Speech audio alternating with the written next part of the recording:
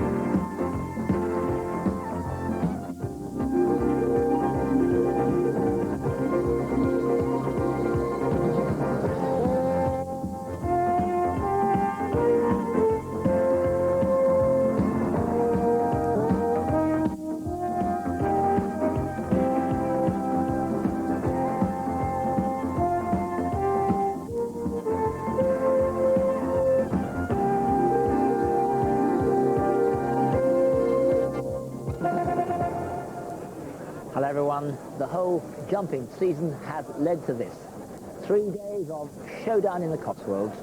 For whatever the weather, and it's been a Siberian landscape in the hills above us, these 3 days of the National Hunt Festival at Cheltenham have the races, the trophies and the atmosphere which are the pinnacle of achievement for all of us who love this game. Today it's the Champion Hurdle and the return of the horse but not the jockey who set the place alight 12 months ago. For Norman Williamson of Alderbrook, last year's Champion Hurdle was a moment of sublime celebration. The greatest moment of his career to be capped 2 days later by the Gold Cup on Master Roads. 12 months on, Norman is only an injured pundit on our programme, but his partner is back. Alderbrook returned at Kempton last month after an operation on his foreleg and came back like a rocket. Alderbrook is coming with the final flight, which he takes superbly, and he races away from Max the Knife and Landerfar and Wyquin, who's made to look very ordinary. A champion by name, champion by nature. It's Alderbrook coming home. What's going to stop him at Cheltenham? Alderbrook it is. Alderbrook on a tight rein, the winner. Max the Knife is second. But this is a meeting with even greater Irish hopes than usual, and the greatest cheers of all will be in the Champion Hurdle for Donnelly, last year's third and every year's hero. Remember, he smashed the fetlock when winning at Aintree in April, but he's back, he won last time, and his trainer Tom Foley is confident he's got a better chance than ever. Tom, in one respect, there's a little bit more pressure even this year. I mean, Donnelly is like Lazarus back from the dead. We didn't expect to see him. No, I didn't either. Last October, early November, they said no way was he going to be back. So it's great to be back in Cheltenham with him, and there with a good chance, because the horse was never as well. He came over, he settled in brilliant, everything went well. So I think he can surprise a lot of people. Do you think he's different in himself this year than he was 12 months ago? I think he knows what he's here to do this time. Last year, I think he had so long to wait for it and all. He possibly maybe wasn't man enough last year, but I think this year he is. I think we can prove to a lot of people that he is a 2-mile horse. So, what are conditions like for Champion Hurdle Day? I tell you what, it was like Antarctica here this morning. These bookies at 9 o'clock, they would have been blown away with the wind. So it was so windy that this big Guinness stand behind me, the canvas roof on that, was ripped to shreds, and the scaffolders have actually done well to take it away.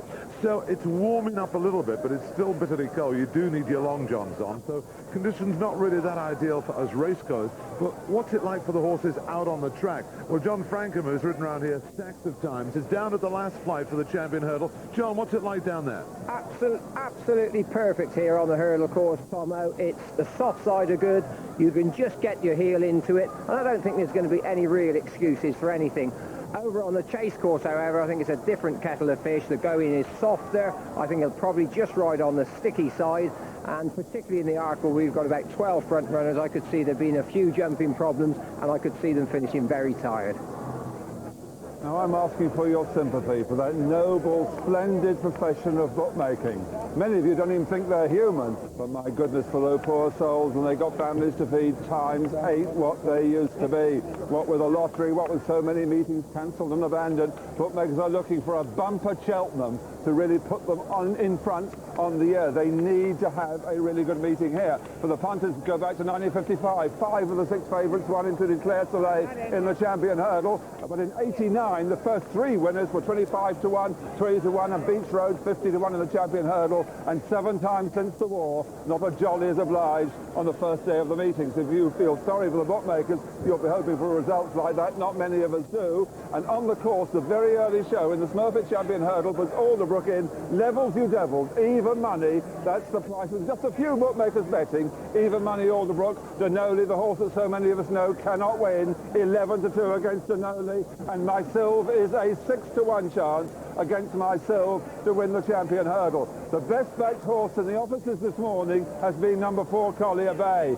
who was a 14 and 12 to 1 chance in the offices. It's now an 8 to 1 chance Collier Bay, and Victor Chandler laid a £2,000 each way bet at 12 to 1 against it.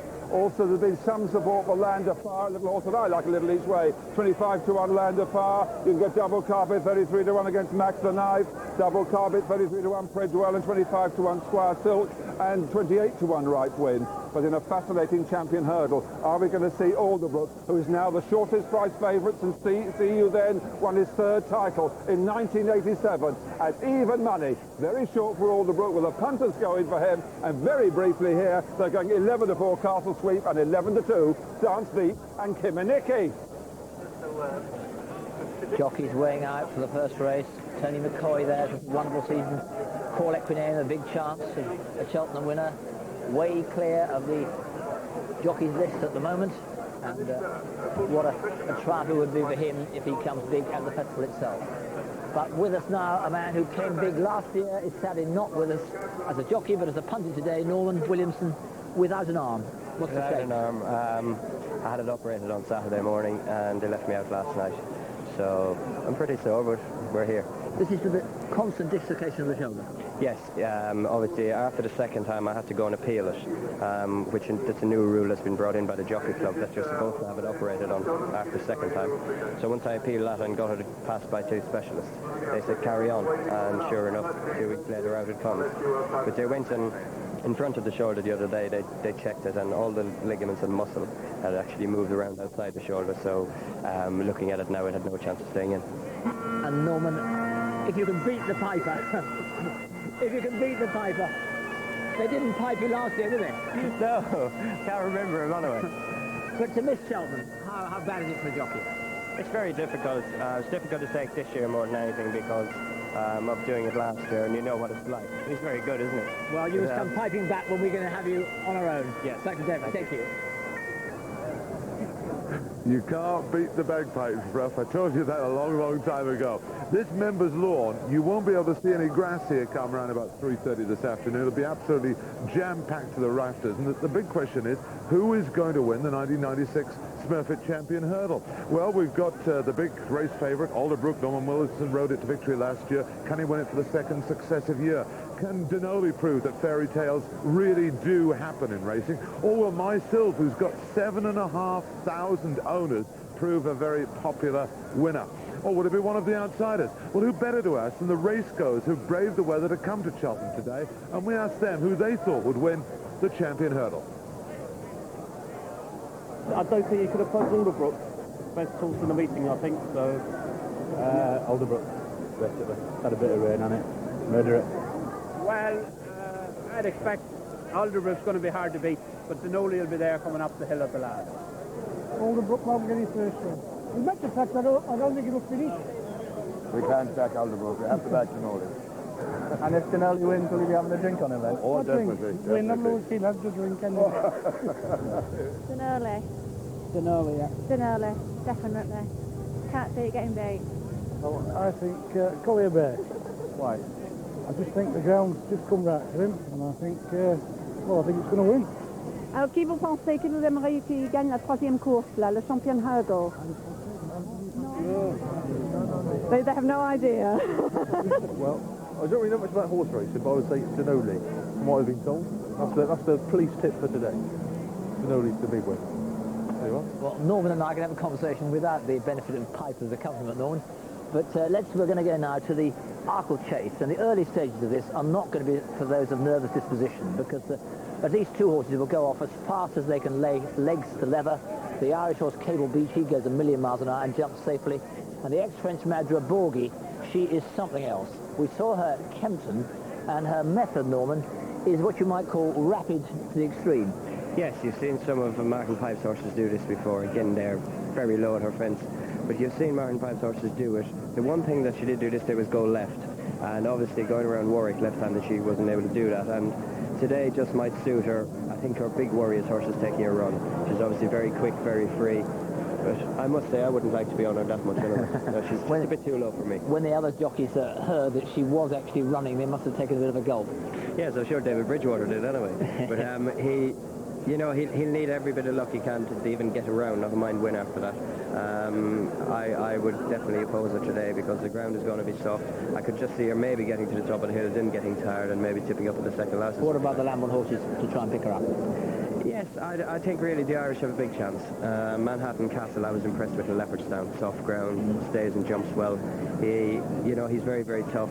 Same with Double Symphony. She's probably not up to the class, but she is very good, very tough really, and that could help her. I would have to stick with Manhattan Castle more than anything else really. There's nothing in England that you would have ridden? Horses like Trying Again, you would give a chance to, but nothing outstanding. This one of Martin Pipe's looks outstanding, but I wouldn't like to be on it, no. Oh dear, dangerous stuff. Well, proceedings get underway with the traditional curtain raiser, the Citroen Supreme Novices Hurdle. There are 27 runners in that. It's a wide open contest. There's plenty of big hopes for Ireland, and Ireland could win the opener. But a local horse that a lot of people will be rooting for is a horse that's trained by David Nicholson. It's a horse called Castle Sweep, and he's in the parade ring at the moment with the others just wandering around the pre-parade ring. They're not yet in front of the big crowd who are crowding around the main arena, but they're getting saddled up there before coming under the tunnel and out into the pre-parade ring. Castle Sweep would be a very popular winner because not only is he trained by David Nicholson, who's a local trainer here, the champion, but he runs in the blue and white colours of Lord Sam Vesti, who's on the committee here at Cheltenham. He's been trying for 29 years, he tells me, to win a race here at his favourite three-day meeting. Then after the Arkell and the Champion Hurdle, we bring you the Ritz Club Chase, and this, according to betting, stands between two horses, Unguided Missile and Percy Smollett. Now, Unguided Missile is the galloping companion of the Gold Cup favourite, One Man. He's won 3 out of 5 this season and looks another leading ride for Richard Dunwoody, who's 6-4 on favourite to become the leading jockey here at Cheltenham. But there's also a horse called Percy Smollett, who could well have won the Racing Post Chase if he hadn't made a bad mistake at the last fence. Just look at this. And Egypt Mill Prince had it. Two Rough Quest in second and Bartonbank in third, and Whispering Steel has fallen. They come down towards the final fence, and it's Egypt Mill Prince in the white colours. Rough Quest under Richard Dunwoody is travelling well, but this horse had enzyme problems and can falter when pressure was applied. They're at the last. Rough Quest and Egypt Mill Prince. Percy Smollett untidy in third, and it's Rough Quest who's going into the lead now, and Richard Dunwoody has saved this one for a final spurt, and it's Rough Quest who's going away. Percy Smollett is absolutely flying. Rough Quest takes it. Percy Smollett is second. And the race is ahead of us on what is now officially good to soft ground. See that snow on the hills. 2:15 the opener, the Citroen Supreme Novices Hurdle, 8 flights, 2 miles. Shankar doesn't run, number 22. That leaves 27. Huge fields here always at Cheltenham. 27 to face the starter. In the Arkell, there are 16, and remember, they're going to go off at that great gallop, so it'll be a fascinating race to watch. In the Smurfit Champion Hurdle, 16 runners again. Big field there, 16 runners, good each-way betting. And finally, in the Ritz Club National Hunt Handicap Chase at 4-5, a non-runner there, General Rusty, number 7, is out. It's still these 11 runners to close our day. So far as bookmakers are concerned, the trappiest horse to bet on at the meeting is going to be the Arkell because of Drebolgi. You remember after the one at Kempton, some bookmakers brought it in as short as 7-4. stories over the weekend that it wouldn't run. Martin Pipe's got it here, but how many punters are going to be reluctant to reef up deep in their pockets to back a horse that may not be 100% right and jump so badly to the left anyway? Bookmakers always wanted to get Draborgi. It's now putting on the tissue. That's the bookmakers' forecast of how the betting will go at Burlington Bertie, 100 to 30, and that was the top price in the offices this morning. 9-2 against Arctic Kinsman. Remember Arctic Kinsman, 50 to 1 winner of the Citroën Novices that's coming up now. Just 2 years ago, Arctic Kinsman, 11 to 2 Ireland's Manhattan Castle, 6 to 1 Kingwa Glory for JP McManus and Ventania Canyon. Some Irish reckon the best each way is Ventania Canyon for them. And support for Trying Again into 9 to 1 Trying Again. That could be another each way horse in the race with 10 to 1 Double Symphony. In the 405, Unguided Missile put in the carpet, the 3 to 1 favourite with Percy Smollett, who you just saw finishing so strongly at Kempton, in at 7 to 2, and 11 to 2 Billy Go Gruff. Now this is 13 pounds out of the handicap. Some people reckon it's better of David Nicholson's pair could be Billy Go Gruff over Percy Smollett. Mamur also an 11 to 2 chance with 6 to 1 Flashing Steel, who misses the Gold Cup for this. Amtrak Express at 6 to 1 and 10 to 1 against Flyers Nap. In the 440, the top one, number 1 General Wolf, has been well backed. There's now a 4 to 1 chance from 6 to 1 General Wolf. And in the last, number 12, Great Easby. 11 and 10 to 1 Great Easby. Now 6 to 1, they're putting in Great Easby. So we're really off the air, the 2 horses back, General Wolf and Great Easby. We're coming up now to the Supreme Novices. It's been run 103 times. Used to be the Gloucester Hurdle. 34 favourites have won it, but only 3 have gone in since 1978. It's a real tough race, this, and Castle Sweep is now put in. Burlington Bertie, 100 to 30, out from 11 to 4, and I'm seeing 7 to 2 cents. So 7 to 2 is the price, with 9 to 2 bar the 1. Castle Sweep is favourite, but it's drifting here. So the crowd's now beginning to build up for this traditional curtain raiser here at Cheltenham. And with so many runners in this first race, 27 in all, the bookies are going to be doing a roaring trade. I think they'll be taking money on all 27 of them, although there are 2 or 3 that really do stand out in the betting, including that horse that won the Ladbroke at Leopardstown last time out, Dan Speed, who'll be ridden by Richard Dunwoody. And these crowds, they really are tough and brave, because this morning, watching on the morning line, I tell you what, it was bitterly cold and it was very, very windy, and these really must be trusted racegoers who love their National Hunt racing. Well, if you're at home, how's about having a go at our Champion Tipster competition? Because we've got a fantastic prize today. We want you to pick horses, 3 horses in each of the 4 live races, the 215, the 250, the 330, and the 405. And when you've picked your 3, pick up the phone and dial this number, 0891 99 1148. Now, if you get the most points today, not only will you win a £5 a point, you could also be coming with us to Ireland for the Jemison Irish Grand National, and that's on Easter Monday. So do have a go and dial 0891 99 1148. The Phillips Airship has come to assist us with a unique view of proceedings here.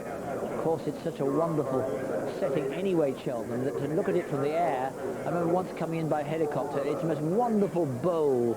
You come in over the hills and you see down there in the bowl you have this great natural arena of Cheltenham, and thanks to the Phillips Airship we can look down, and as you may remember, in particular for replays, you can look back and see how the run-in went. Is a really wonderful thought. There you are. That is Prestbury Park, Cheltenham, here for your delight for the next 3 days. When we come back, it's the first race. The action begins.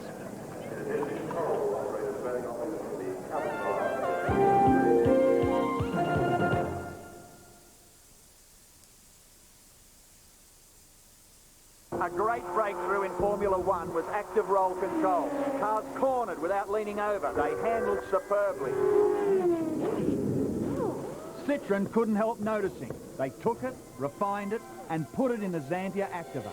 It's the only production car with active roll control, making it one of the safest. You've either got it or you haven't.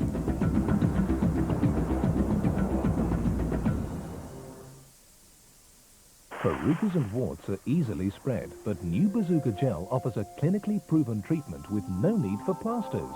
So Bazooka that Verruca. Otex eardrops help disperse hardened earwax and reduce the need for syringing. Ask your pharmacist for Otex. How do you get soft skin when you shower? Choose a shower gel with around the same pH as your skin to maintain its natural moisture balance. Anything else? Choose a shower gel with added moisturizers for extra skin softness. Choose New Johnson's pH 5.5 2-in-1 shower gel. Its added moisturizers leave your skin feeling so soft, it's as if you've used a body lotion. Try it and feel the difference. As all business people will tell you, time is money. But how much money? Asked how much a BT 5-minute daytime call from, say, London to Liverpool costs. £3.50. 4 quid. 4 quid. £2.60. I'd say about £3. I think about £1.50. 2 quid, something like that. I would have thought so. In fact, it's just 49 pence, or less with one of BT's business discounts. 49p? Bizarre. Very surprised. That's incredible. Really? No, I didn't. Well, I honestly thought it would have been. No, not more than 49 pence. So time isn't as much money as you thought. Be smart. BT. If you're aiming for a great deal on car insurance, call Auto Direct straight away on 0800 600 100. Because at Auto Direct we'll make you this price promise. If you can find a cheaper quote within 48 hours, you'll get your money back. We'll select the best policy for you from among Britain's top insurers.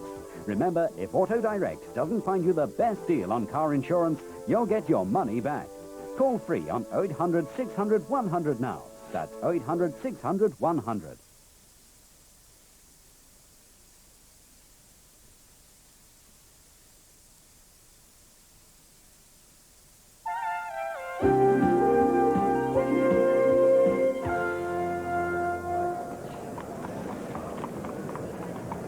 Welcome back for Cheltenham, where we feel so lucky. You saw the snow on the hills all around here. You would not race on the hills above us, but down in the valley, Cheltenham at Presby Park, it is green. It may be cold, but it's green, and excitement is getting hot here because our first race, the Citroën Supreme Novices Hurdle, has horses in the paddock, and we've got 27 runners to face the starter. The number Shankar is out, we've told you that, so here is the list and a first call from Graham Good. So number 1 is Ashwell Boy at 25 to 1, the mount of Graham McCourt. Beakstown down to 14 to 1 now, Tom Tracy's mount. Brave Patriarch trades at 66 to 1 with Brendan Powell, and the blinkered Call Equiname is 10 to 1, partnered by the season's leading rider Tony McCoy. Castle Sweep, the 7 to 2 favourite at the moment, is ridden by Peter Niven, and the possible front-running Garolo 12 to 1 Graham Bradley. The Visor Green Crusader is a rank outsider at 100 to 1 for Richard Guest. In defence, 25 to 1 Warren Marston. Kim and Nicky 5 to 1 Mick Fitzgerald's mount. LeCompte 100 to 1 Rodney Farron rides that. Master Bevel 20 to 1 is ridden by Jamie Osborne. Miraswaki 25 to 1 by Shane Ryan. Mr Bureaucrat 25 to 1 David Bridgewater. Mulligan 50 to 1 and Conor O'Dwyer. Passmaster is 66 to 1 Brendan Sheridan on board. And Porphyrios 66 to 1 and Simon McNeil. Potentate, another possible front runner at 33 to 1, is ridden by Jonathan Lower. Roberts Toy 50 to 1 Jamie Evans. Ruger Hornish 20 to 1 Luke Harvey. Rye Fontaine 25 to 1 ridden by Charlie Swan. Safe Glide is 200 to 1, that's ridden by Philip Hyde. Shankar doesn't take part. Speedwell Prince does at 20 to 1 with Carl Llewellyn. It'll be a wonder if Wixo Wonder wins at 200 to 1, Paul Holly rides. Dance Beat 6 to 1 is ridden by Richard Dunwoody.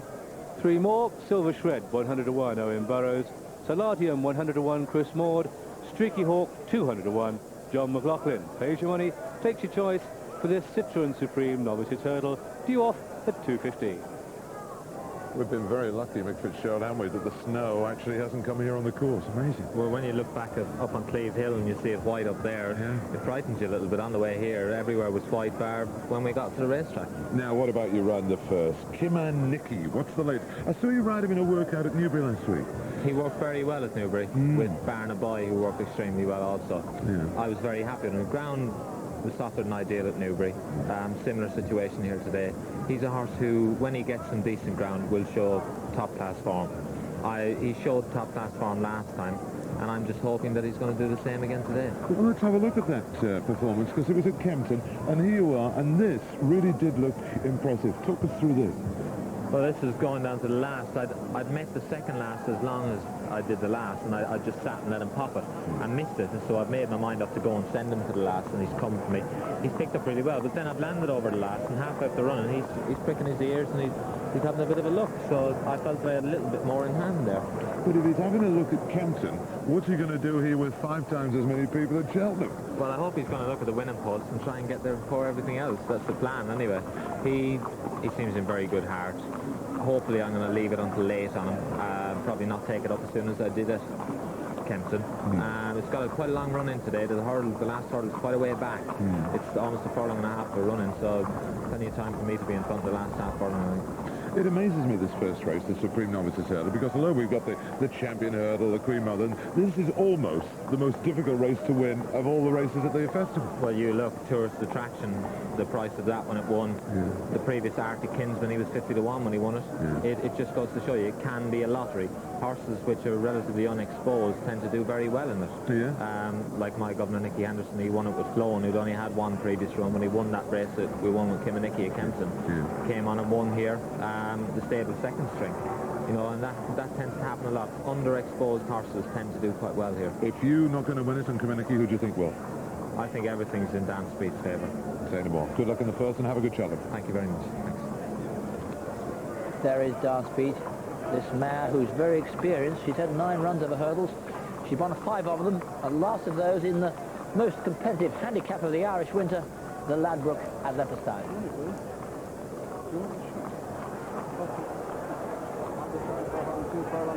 Dan Speed and Anthony Powell in the lead. From Derry Moyle in second, then Shy-Har, then Family Way and Arctic Weather. Bank Staple from a long way back as they race towards the final flight now. Dan Speed from Derry Moyle. Family Way the outside with Shy-Har, and then Arctic Weather, a gap to Squire Silk and Bank Staple, but Dan Speed has the lead. From Derry Moyle, Family Way on the outside, then Shy-Har, Dan Speed over the last in the lead. From Derry Moyle, Family Way on the outside, and then in 4th place is Shy-Har. It's Dan Speed from Family Way on the near side as they race up towards the line. Dan Speed from Family Way as they race to the line. Dan Speed holding Family Way in the Ladbroke and at the line. Dan Speed won it by a length. Family Way at second. Dan Speed, one of 4 Irish runners, Ted, and a filly that really a mare seems to be trained for this. Really well, Jessica left her freshen up since the Ladbroke, which is a good thing. That was a very competitive race. You have probably the likely favourite for the Stayers hurdle, Derry Moyle, who was placed in it. Squire Skilk, who was an outside chance in the champion hurdle, was 4th, and Family Way, who's going to be a live contender in the county hurdle, 2nd. So it was a hell of a good handicap, and she knows her job. She's a half-sister to Galmoy, who won 2 Stayers hurdles here. She'll get the trip well, and she's an improving mare. 3 other runs, but Beekstown's definitely the best of them. Well, Beekstown has 17 runs over hurdles. He's a handicapper, a good performance. He ran a cracker behind Jordan's Pride at Ferry House in the Irish good listed hurl in Ireland before Christmas, and he's in with a big chance as well, Beekstown. He's a good-looking sort of horse, big, proud horse, won a good competitive handicap the last day. He won't like the ground to get any worse than it is. If it's on the soft side of good, that's about as soft as he'd like it. And a field round for Tommy Tracy, who rides Denali later. Oh, yeah, Tommy knows his way around, but I mean, this will give the right buzz. If he does everything right here and finishes in the money, just gets the old adrenaline up and he'll go with a bit more confidence. And we'd better mention the other 2, Ryefontaine and Mulligan. Yeah, you must speak. Michael, Aidan O'Brien has plenty of runners here for the week, and Ryefontaine will start the week off from him. He's a consistent horse, but he has a bit to find on the other 2, and so has Mulligan. We'll see. We'll see, is right. Well, long week. Long week, only getting warmed up yet.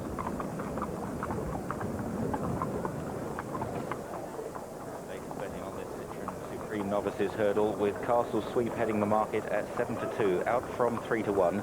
At 5 to 1 then Kiminicky, showing at 11 to 2, and active in the betting is Dan Speed, having touched 6 to 1 back to 11 to 2.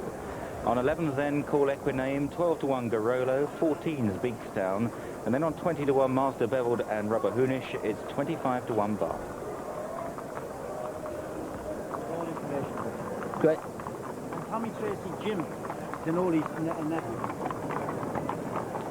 So the clatter is like a sort of drum corps, the clatter of the horses on the tarmac here as they circle the Cheltenham paddock and up in the box, looking down on them as they will be for all our races here at the festival.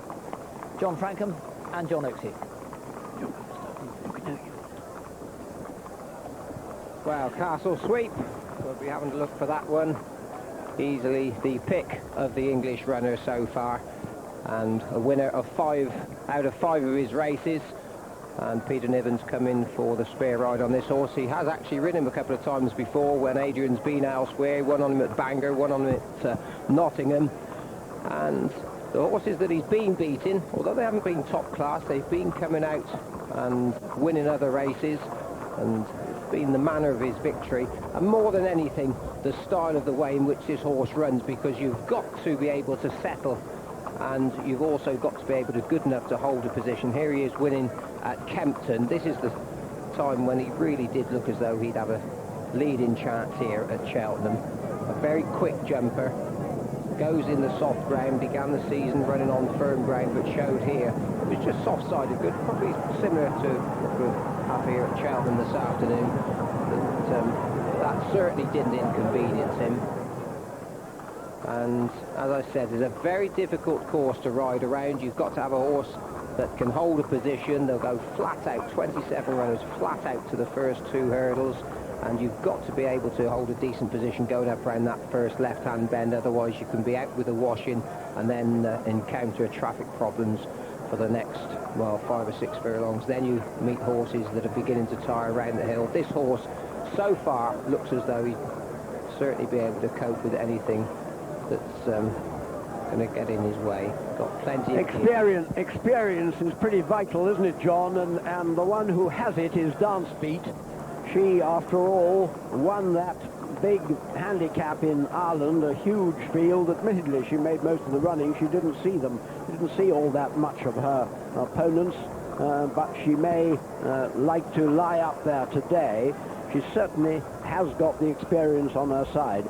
We mustn't forget, though, that she was getting £19 from Squire Silk. If she does win this, it'll be a real tip for him to run well in the champion hurdle, and she was getting £20 from Derry Moyle, who will be favourite and even hotter favourite for the stayers if Dance Beat wins this. Yeah, the thing I like about her is that she's very tough, and certainly she'll relish a battle. That's something that can also be said for Call Equiname. He's a horse who runs in blinkers. That's not because he's ungenuine, it's just really just to keep his mind on the job. He finished second here early on in the season to Mandy's Mantino and was really sluggish on that occasion. And since they put the blinkers on him, well, he's been a revelation. One who might be up there all the way, or at any rate as much of the way as he can stay up there, is Garolo, an ex-French purchase of Charlie Brooks's, who bought Garolo for Lady Lloyd Webber, and Garolo immediately won a hurdle race at Cagnes-sur-Mer in the south of France, and then came over here and was beaten in his first run in England at Kempton. Was only third to Kimanicki, whom he meets again on £7 better terms. But Garolo, who, as I say, likes to make the running, or at any rate be up there, certainly knows about jumping. I think the jockeys are beginning to come in. A really exciting scene, this, the first moments of another National Hunt meeting, with the Cheltenham paddock crowded, not all that crowded with people. They all go down the far end of the paddock on a day like this. And so the owners and trainers do make quite a crowd, and the jockeys' coloured figures filtering among them. Always a moment to savour here, Oaks, isn't it? So many times you walk into the paddock at Cheltenham thinking you've got a really good chance and then just finish out with a washing. It really does sort out the wheat from the chaff, this meeting. They're all trying for their lives, and for most of the owners it's been a dream just to come here to have a runner.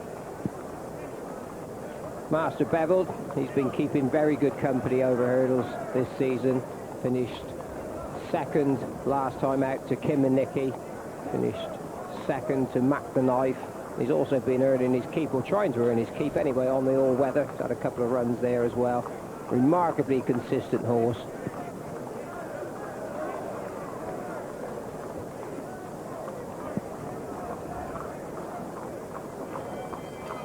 Speedwell Prince is Nigel Tristan Davis's runner here. He was he ran in that race at Kempton that Kilmanicki won. Speedwell Prince finished 4th in that race behind both Kilmanicki and Garolo, so seems to have a little bit to find to beat them. But that's an example of how competitive this is.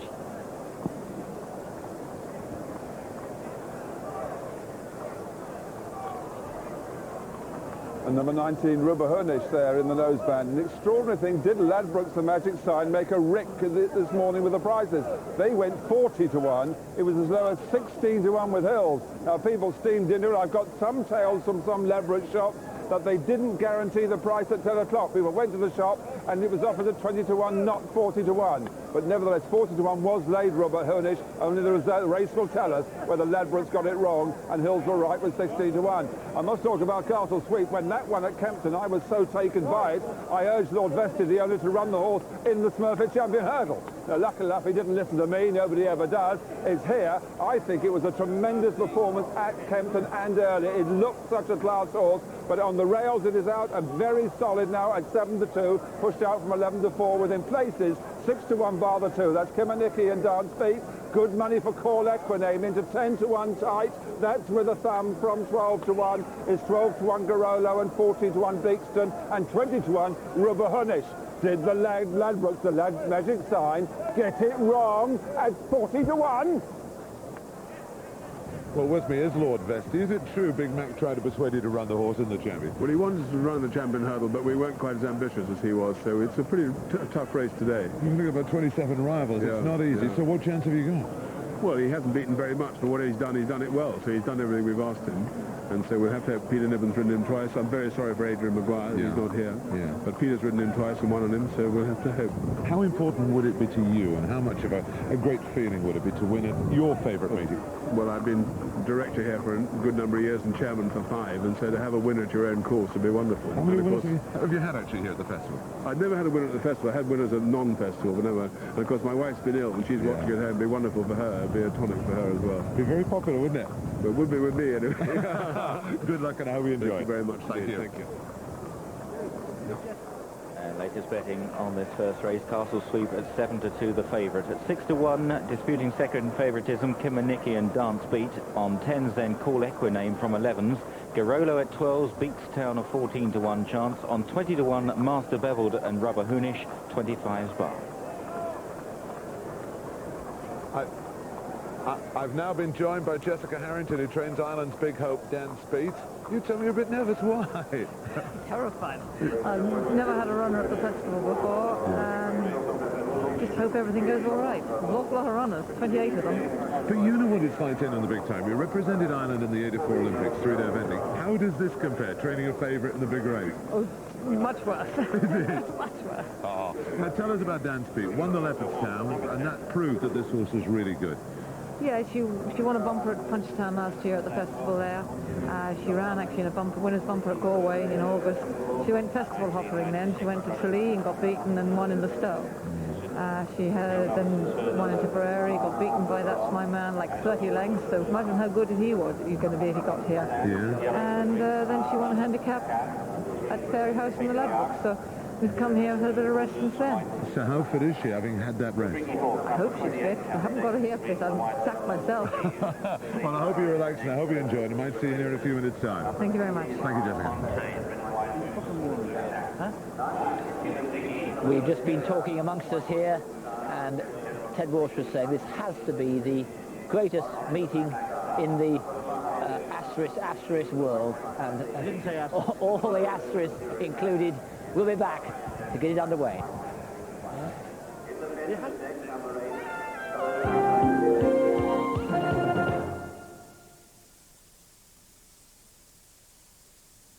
Every year, more and more people are discovering a different kind of holiday. They're staying in hand-picked hotels and villas in the most beautiful locations. They're finding the countryside, beaches, hilltop villages, and restaurants that most holidaymakers never even hear of. If you'd like to discover the real Italy, Spain, or Portugal, call the Magic Brochure hotline on pre-phone 0800 229 339 and visit with the award-winning specialists, as voted by travel agents. He's discriminated against because he's a victim of crime. He's discriminated against because he drives a powerful car. For an open-minded view of car insurance, call Swinton on 0800 600 700 now.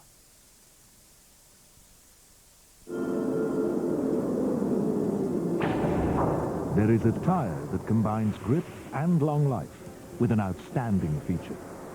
Up to a 5% saving on fuel in comparison with our standard tyres. Michelin Energy, driving down the cost of motoring.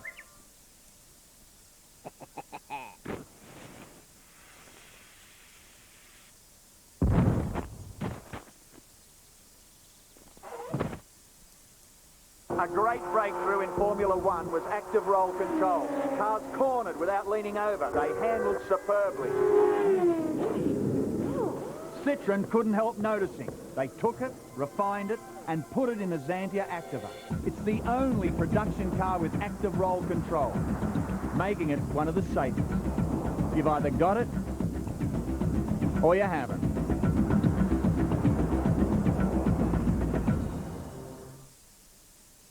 Every day, over 5 million people do exactly the same thing.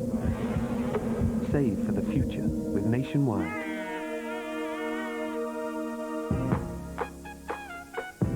You can get it if you really want. You can get it if you really want. You can get it if you really want. But you must try. Try and try. Try and try. You'll succeed at last.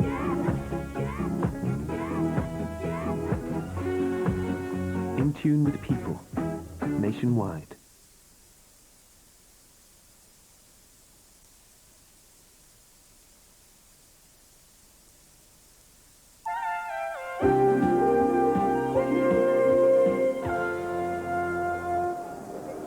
The focus on the action and the crowds coming out to watch it. The temperatures may be low, but the expectation is really high, and the first race is as exciting as any. The Citroën Supreme Novices, 27 runners for the 2-mile 8-flight trip. Interesting tips all the way through. What a buzz I've had for a horse called Rubber Hoonish, only run once over hurdles, was actually third in the Italian Derby 2 years ago, and his connections, the successful, talented Bennett stable, very hopeful for that, and I see he's been back down to, the last look, to 20 to 1. From Simon Holt now, a betting show on the Supreme Novices.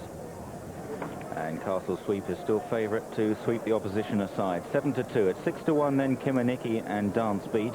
Showing at 10s is Call Equiname. Now there's a market move for Beakstown, who began at 14 to 1 but has tumbled down to 10 to 1. At 12s then Garolo, 20s Master Beveled and Rubber Hoonish, 25s Bar.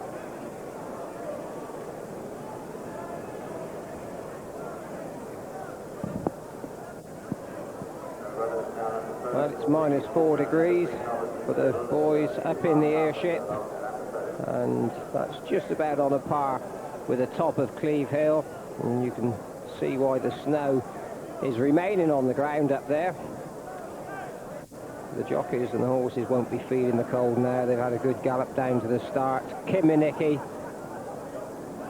easily the best looking horse in the field. I remember saying that about Ventana Canyon last year, and went on to find one too good for him, but lovely looking individual. I know that Mick Fitzgerald was a little bit concerned the ground's come soft for him, but I think they're getting the best of it here, the first race on the first day, and certainly you'd have to go a very long way to find a better looking one.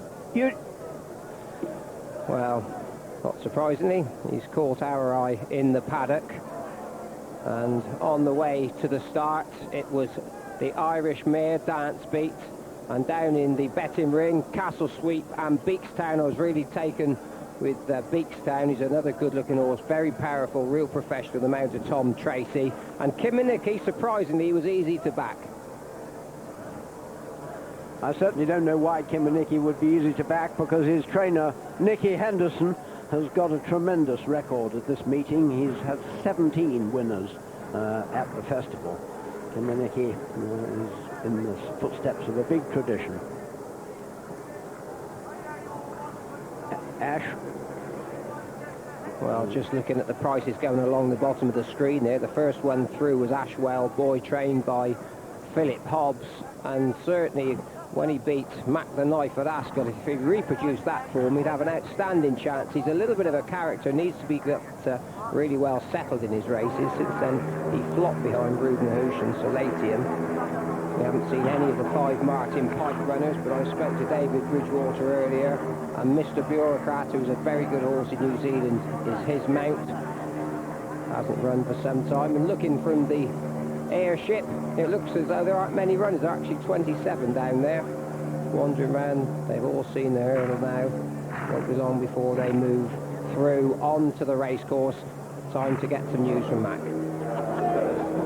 They found the bottom line for this Castle Sweep. Now, a few moments ago, Roy Christie on the rails called 4-1 Castle Sweep. The tic-tacs all whipped round, was shouting into him, and they came rushing in the punters, and roughly he laid an 8,000 to 2,000 in various bets. 4-1, 7-2. Now Burlington Bertie, 130 against Castle Sweep. Kimanicki is weak, out to 6-1. More solid support for Dance Beat at 6. But One Rails bookmaker has laid a big bet, Beakstown, at 14-1. It's now into 10-1 Beakstown, and they're circulating the ring, laying off the bet. So quite a whopping bet has gone in for Beakstown. Corlequiname is pretty solid at 10 and 11-1, and it's 12-1 Garolo. But the bottom line for Castle Sweep, 4-1 Rope. Come racing, tax-free. Roy Christie would have laid you 4. It's now Burlington. Burlington Bertie, 100 to 30. Castle Sweep. Okay, Jockey, bring them onto the course, please. Call Equiname, the mount of Tony McCoy, 2 years ago, hadn't even had a ride over hurdles. Now here he is, lots of fancied mounts. Leading jockeys just in the foreground there, on the left now, coming in on the grey with blinkers. He's got an outstanding chance. As always, a fascinating race to begin this festival. Castle Sweep, the 100 to 30 favourite from England, 6-1, the 2 joints, 1 for England, 1 for Ireland, Kimanicki and Dance Beat. Let's join Graham. And Beakstown is lashing out there, trying to out-gallop the opposition, but out-kick them down at the start. Early pace in the race can come from Paul Equinane, that's on the right, that's number 4. He is normally up with the pace, so too is Dance Beat. Miraswati can front run, so too Garolo. But pandemonium down at the start, and Simon Morant wants a little bit more order. Now get him off the tape. There's half of you over the tape. Pull him off the tape.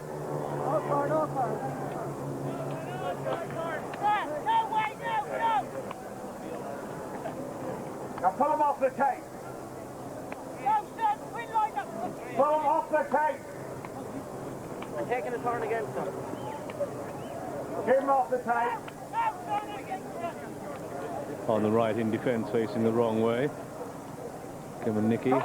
That's it. Under orders, and they're away. So 7-2, the favourite Castle Sweep is the early favourite for this, the opening race on Festival Day, and it's the Citroën Supreme Novices Hurdle, and they're at the first of 8 flights now, which the leaders take safely. But on the outside, we've lost Beakstown, and that's a faller at the first. Tom Tracy's on his feet. Come down towards the second, and it's Dance Beat up with the pace. Dance Beat and Garolo who force the early pace. Out wide, they're showing prominently is Master Beveled. Widest of all is Brave Patriarch. In behind Edith comes Potentate as they come down towards the second flight of hurdles. Through on the inside, in defence, taking closer order. Garolo, though, in the pink and grey lead. Garolo, the leader, from in defence, and out wide, Brave Patriarch in the air together. Dance Beat touches down in fourth. At the back of the pack, Green Crusader makes a mistake, but they come up past the pack stands with the early pace now with in defence and Garolo. Then in third place, Dance Beat. Then we have Lukung from Master Bevel showing prominently. Brave Patriarch on the wide outside. Through on the inside, Robert's Toy, and with that one is Potentate. A length behind these comes Kimanicki and Mr. Bureaucrat, and Call Equiname can front run, hasn't got to the front yet. Mulligan is racing midfield. Silver Schwitz towards the back. So too is Safe Glide out the back, and also at this stage, River Hoonish in company with Ashwell Boy. Running on down the far side then, and in defence towards the inside of Garolo.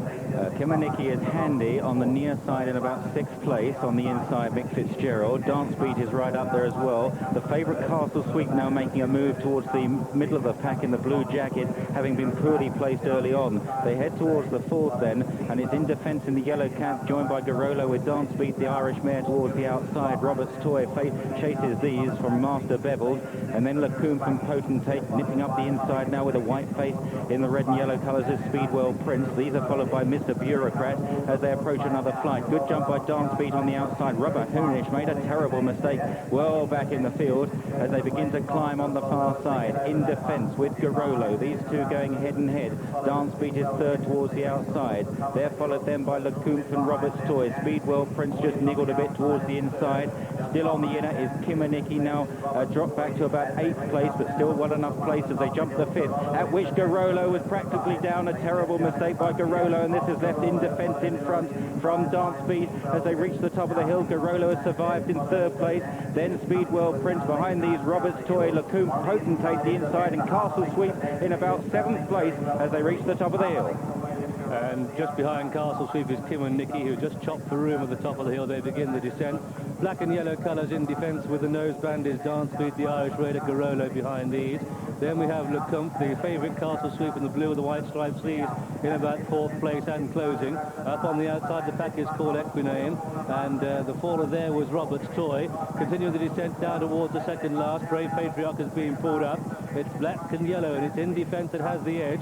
Dance Beat under pressure. Here comes the favourite Castle Sweep in blue, closing in 3rd. Kimanicki in the white and red sleeves is in 4th. Behind that one, Speedwell Prince racing 5, but they're going to have to go to catch this one in front, and that's in defence under Warren Marston, who leads in the Citroën Supreme Novices hurdle as they make the final turn, but the favourites after him, and that's Castle Sweep in 2nd. Dance Beat on the outside is 3rd, Kimanicki in 4. Then comes Speedwell Prince and Ashwell Boy. This is the final flight, and in defence makes a terrible mistake at it, but so too does Castle Sweep, and also staying on very determinedly up the hill is Kimanicki, but it's in defence, and in defence for the Jenny Pittman team and Warren Marston, who've made virtually all the running here and stormed me up towards the line. It's going to go to in defence here by 6 to 8 at the post. In defence takes it. In defence of the winner, Kimanicki, is going to hold on for 2nd place with Castle Sweep powering home in 3rd, and then we have Speedwell Prince 4, Ashwell Boy, Dance Beat, then came Silver Shred, who cut through the pack late, and then Mr. Hunnigan followed through by Miraswaki, who was always midfield, and after that one we had Green Crusader in the field, trail back to Streaky Hawk, who was probably the last to finish, and also Safe Flying went out the back.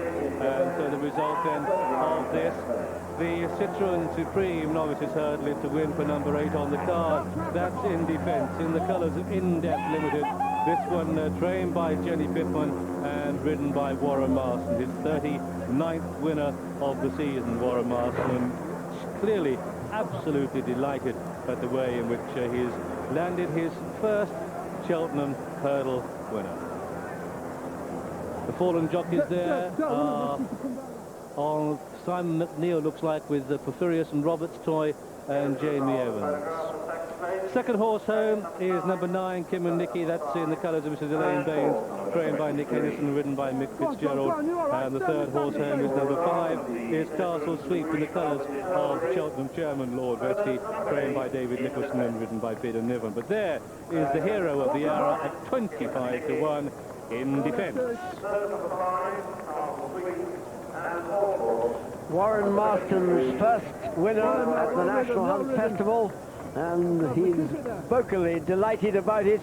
And well done, Mrs. Pittman. This horse had won his last 2 runs at Leicester and Nottingham. He's one of the last winners over hurdles at Nottingham. That will be a rather unwelcome niche in history. But John, a really brave performance. Made every yard of the run in this horse. And Johnny nearly lay down at the last. He makes quite a bad mistake. A lot of confidence shown here by Warren Marston. Just look out for the 2 horses falling at the back of the field. Robert's Toy first and then Peripherous. 2 horrible falls. Let's hope both of those jockeys are all right. But in defence, going for home now, and this is where you begin to feel horses just getting a little bit tired. You've got to be really confident, just keep hold of their heads, try to get some oxygen into them, because there's a long run up of this hill ahead once you come round this bend. Really neat over that flight of hurdles. The mare on the outside, on the left with the sheepskin noseband, as we're looking at them dance beat, she was always within a couple of lengths of In Defence, just beginning to tie up at this stage. That leaves it clear for Castle Sweep and Kiminicky, both out-and-out gallopers. They couldn't just have the speed of In Defence. Got just a little bit close, paddled through it. Luckily for him, neither of the other horses behind jumped it particularly well either, and it was left to Warren Marston, very strong finisher indeed, to keep this horse going up the hill. And well, we heard him very distinctly shouted out, you couldn't. There you go. A very happy Jockey. What Mrs. Pittman has to say about that we'll find out shortly. I should think she'll forgive him.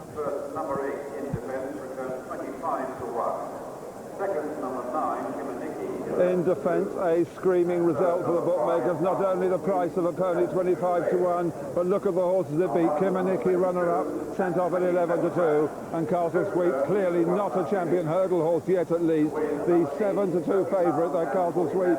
And in the whole history of this race, has been run 104 times, formerly as the Gloucester Hurdle. There's only been 3 longer price winners. Arctic Kinsman, 50 to 1 2 years ago, 40 to 1 River Serion for Nicky Henderson in 86. Bastille was a 33 to 1 chance 36 years ago, and the only other 25 to 1 chance was Sir Charles in 1950. Rarely have bookmakers got off to a better start at the National Hunt Festival than that. 25 to 1 in Defence. In defence of the bookmakers, they need the money. Let's have a look now at the 2 jockeys. There's Simon McNeil.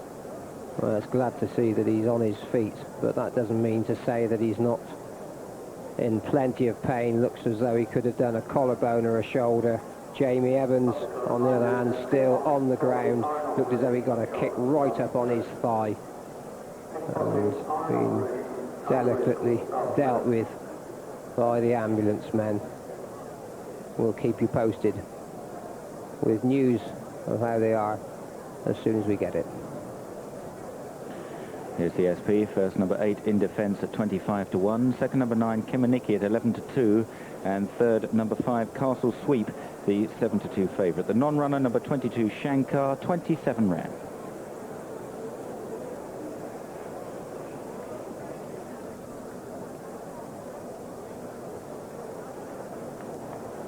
Warren Marston, who of course is now riding for General Pittman, was the guest of the Cheltenham Three Counties Race Club last week.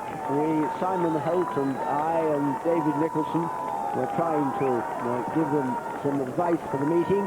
I have to admit that Warren didn't tell us about In Defence, but no doubt he didn't know, or didn't know quite how good he was. Well done him anyway. Given a very confident ride, you've got to certainly have plenty of confidence in your horse as well to go off there and make all the running round here. There are some very good horses, you know, following, just waiting to pounce. Got to time everything to perfection, keep a little bit up your sleeve, and, well, it'll be a long time before you get the smile off of his face, and rightly so. In Defence, completely American bred by Conquering Hero, an American sire out of an American mare by Prince Tenderfoot. That's the Irish part of the pedigree. It's extraordinary, John, isn't it, beforehand? All these horses there, good chances. They've done things beforehand, a couple of them unbeaten. And now 3.5 minutes out on the racetrack and everything changes. Certainly changed for this horse. He's won his last 2 races. Well up to this task this afternoon. Andrew? The most popular person in Cheltenham. Not for the first time, Jenny. For the moment. Many congratulations. Thank you. Particularly happy jockey now. Yes, look, you know, Warren ain't had it easy, and I'm delighted for him. I mean, he would have been awful if he'd have tipped over at the last. He made a serious haulix of it, but never mind. He's here in the winner's enclosure. And I feel that you know, the little horse came from Mr. Hamilton, who'd been racing on the flat, and he'd had a bit of a hiccup, and Les was told that the horse would probably not race again, and that's why I asked us to have him. And he ran at Leicester, of course, and he won there, and he came back. His feet are a bit of a nightmare because they're a bit flat, and so his feet were all wrong, and with the help of one of my owners that makes me up some stuff, I treated his feet, and Mark trained him, so very much a team effort, and of course not forgetting Mickey the blacksmith, who's wonderful. But Jenny, I mean, he has gone strength to strength, and to beat, you know, so many horses fancy for this, he's beaten them handily. Yeah, I actually thought, you know, that on his Leicester run, because he's not very big, you know, but hellish tough, and then he went to Nottingham, and we knew that we hadn't got him right at Nottingham because we'd had to hold him up with his feet till we got them right, and it was important that he ran with his feet good at Nottingham. So we knew that we were quite a bit short at Nottingham, and in fact we were surprised that he won at Nottingham, but I thought that if he finished in the first 6 today, he'd have run a blinder, and to have won like he did, and particularly having made that mistake at the last, but the soft ground suited him, and he is very, very tough, and it doesn't matter, you can have the biggest, most handsome horse in the world, and if they haven't got cuts, a bit like people, really. A bit like people. It comes down to grinding down when the going gets tough. And Jenny, you're here ahead of it, with 2 tomorrow, Jet Rules and Narden Lad. Give us a hope for them. I do think they're both very nice horses. I always worry about, you know, the competition here, but they are very nice horses. They're my future, or our future, you know, the team's future. The future looks good. Thank you very much. Thank you. Latest news now from Windsor on the 210. First number 2, King Gersiech at 7-1. Second number 8, Damiar, the 5-4 favourite. And third number 1, Harding at 9-4. Non-runner number 7, 11 rand.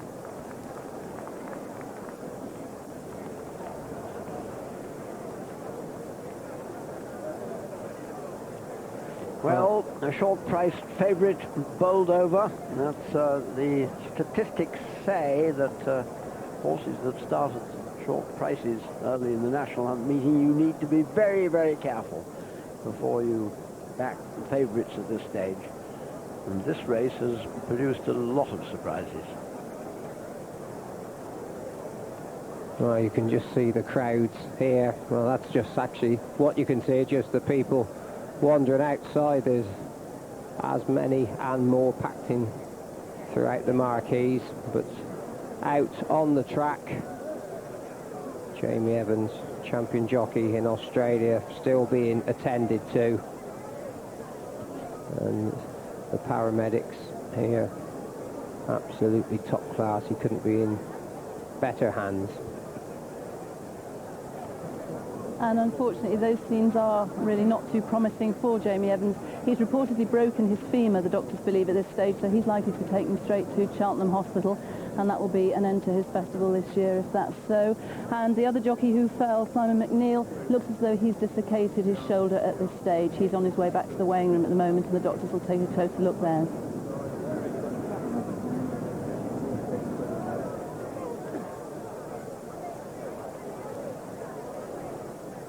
We said Jenny Pittman was the happiest lady in Cheltenham, certainly the happiest man. Warren Marston, you looked a genuinely delighted bloke there. It's just unbelievable. It's a dream come true, you know. He was the first Cheltenham winner. My first Cheltenham winner up till now. Cheltenham's been a bit of a disaster, really. I've had a couple of fancy rides last year and they didn't run too well, so it's just brilliant to get off the mark so early on. And you were in charge of the race, but then a horrible moment, it nearly got thrown away at the last. Yeah, that was, you know, just one of those things, really. Mark said that the biggest thing would be to get a good break and let the others push you along. Well, he's broke real well, and I've been travelling all the way, really.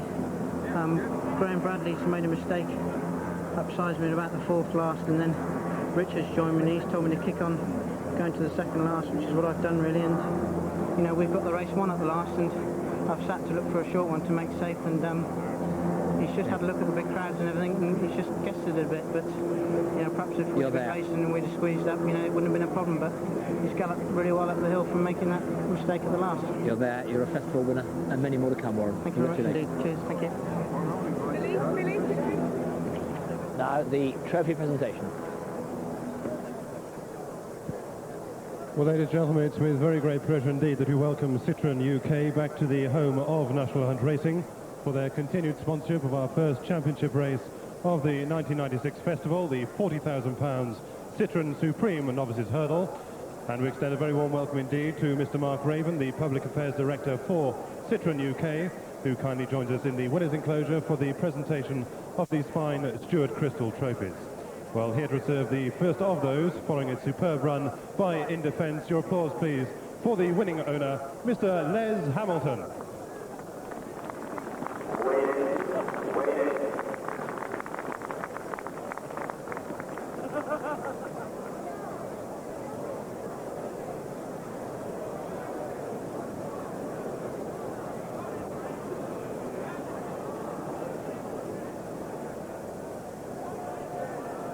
Just going back to that last race for a minute, that Rubber Hurnish, number 19. Now, look, some punters have complained to me they couldn't get on Ladbrokes at 40 to 1 from 10 o'clock to 10:15, where it's guaranteed in the shops.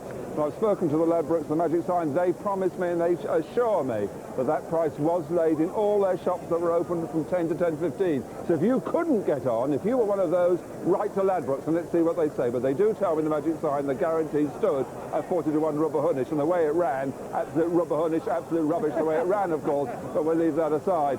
Coming now here to the Arkell, 15 favourites and 65 runnings have won it, but just 4 since Chinrala in 1979. It's a really hot chase this. The Arkell and Draborgi very early put in Carpet 3 to 1 against Draborgi. Will the punters, as I asked before, be prepared to come and back a mare who was a doubtful runner only a few days ago? It's then 5 to 1 bar the one. That's the top one, Arctic Kinsman. Manhattan Castle put in at 5 to 1 for Ireland, and you can get 6 to 1 against Ventana Canyon, with 8 to 1 trying again, good each way support for trying again, and 10 to 1 Double Symphony. But it's very hard for the bookmakers here to know if the Jolly is going to be a real drifter and a sliding out kind of horse like 10-year-old Bertrucci was. Remember at Sandown on Saturday from 6 to 4 out to 7 to 2, returned 100 to 30. You can't make a book around a favourite that no one will back. Will they want to get on to Draborgi? We'll soon see.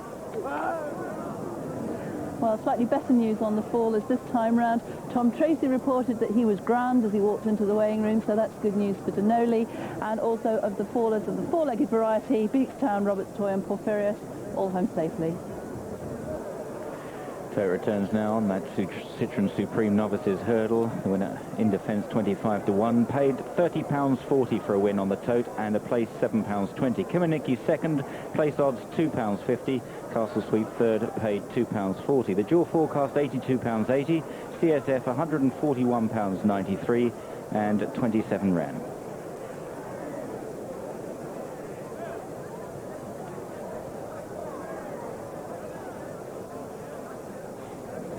Been joined by David Bridgewater, who didn't have any luck in the first, but is hoping for better luck on Draborgi or Draborgi. How do we pronounce it? Draborgi. Draborgi. Now, what's the latest time? Because she has had an injury scare. Yeah, I mean, obviously Mr. Pike certainly wouldn't be here if she wasn't absolutely 100%, especially in a race like this. You know, I mean, a lot of people have had the money on him, on her, etc. Yeah. You know, she wouldn't be here, you know, otherwise. What was her? She pulled out a bit stiff or something after working last week. Yeah, apparently she pulled a muscle behind her, but Mary Bromley's been down sorting her out, so had the best of it. Yeah, she is the best, isn't she? Now, what's she like to ride? I mean, you've had it over here. She's run twice and won twice, but at Kempton, although she was impressive, she didn't run down her fences. Would that be a fair thing to say or not?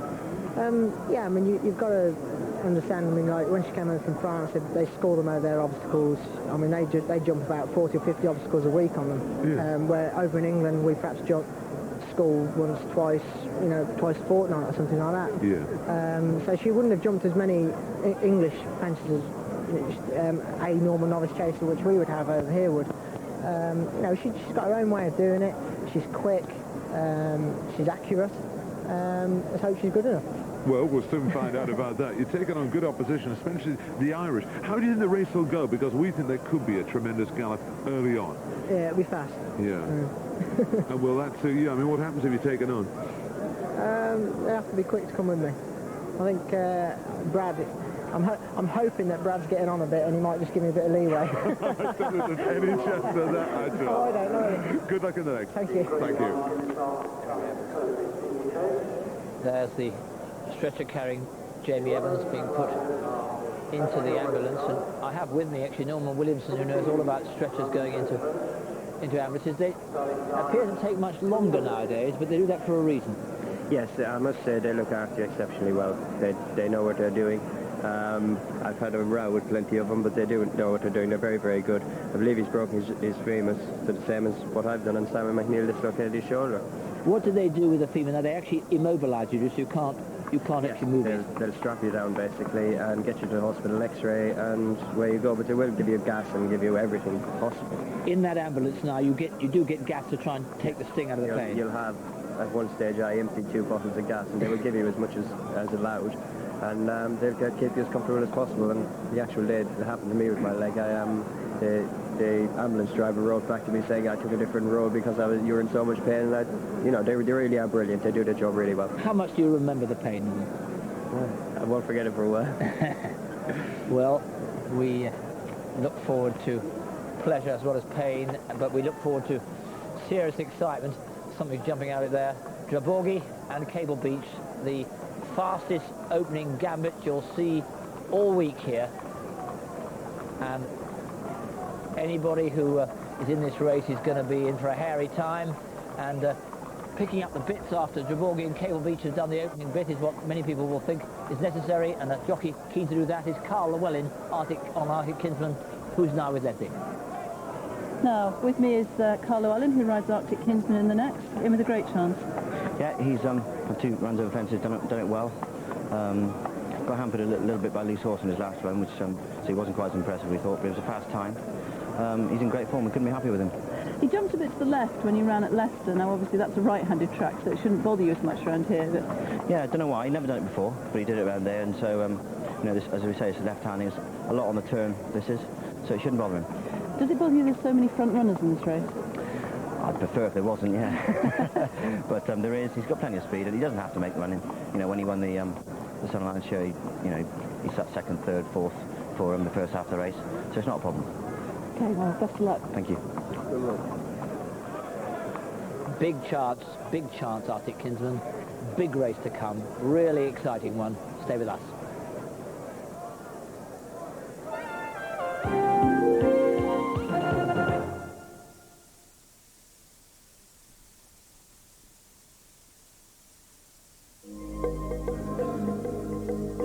You have to have a passion about wine, otherwise get out the business. Wine is a product that lives, sheer poetry, romance. Well, we send to every country in the world, obviously the main cities. I don't want wine that's due from New York ending up in London. We need crisp, sharp service, and that's daily. I wouldn't work with them if they didn't have the passion that I have about my business. I trust DHL that when they undertake a job, they do it. DHL, we keep your promises.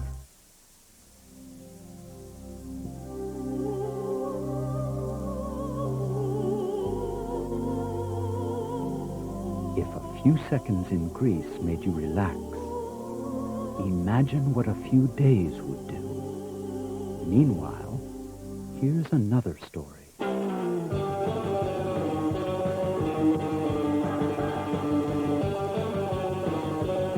Greece, a never-ending story. Witness the whole story of war, the technology and the bravery, the sacrifices and atrocities, the power and the horror of 100 years of war. Become involved in this compelling history of the conflicts, wars and rebellions of the 20th century. The Century of Warfare, a definitive video series exclusively from Time Life. Call 0800 651 651 now and order End in Europe for just £4.99. Be in the midst of action never seen before and hear how we nearly lost the battle for Europe's skies in World War II. Get the facts behind every conflict, from wars at sea to Vietnam, from the turn of the century to yesterday's headlines. To order the first in this gripping series, call 0800 651 651 now. And remember, the Century of Warfare is not available in any shop. 100 years of rare conflict footage will be yours for $4.99 by calling 0800 651 651 now.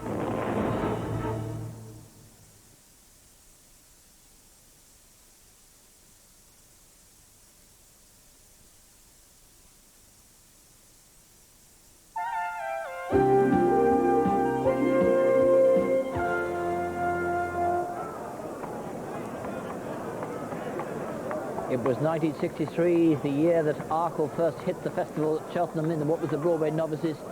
I'll never forget it. Standing at the last, he jumped down and just went clean away from them. And you thought, what on earth's that? He was a different species, really. Millhouse won the Gold Cup that year, but the next year, Arkell destroyed him, and he was quite simply the best chaser we've ever seen, and most of us are ever likely to see. And here's a terrific race named in his memory, the Guinness-sponsored Arkell Challenge Trophy Chase. There is £52,000 for the winner, and there are 16 of them to face the starter and to be called by Graham. And there's so much pace in the race, it's unbelievable. Arctic Kinsman, a front runner, 11-2, Carl Llewellyn. Last Tom, 10-1. Peter Niven will be coming from the back.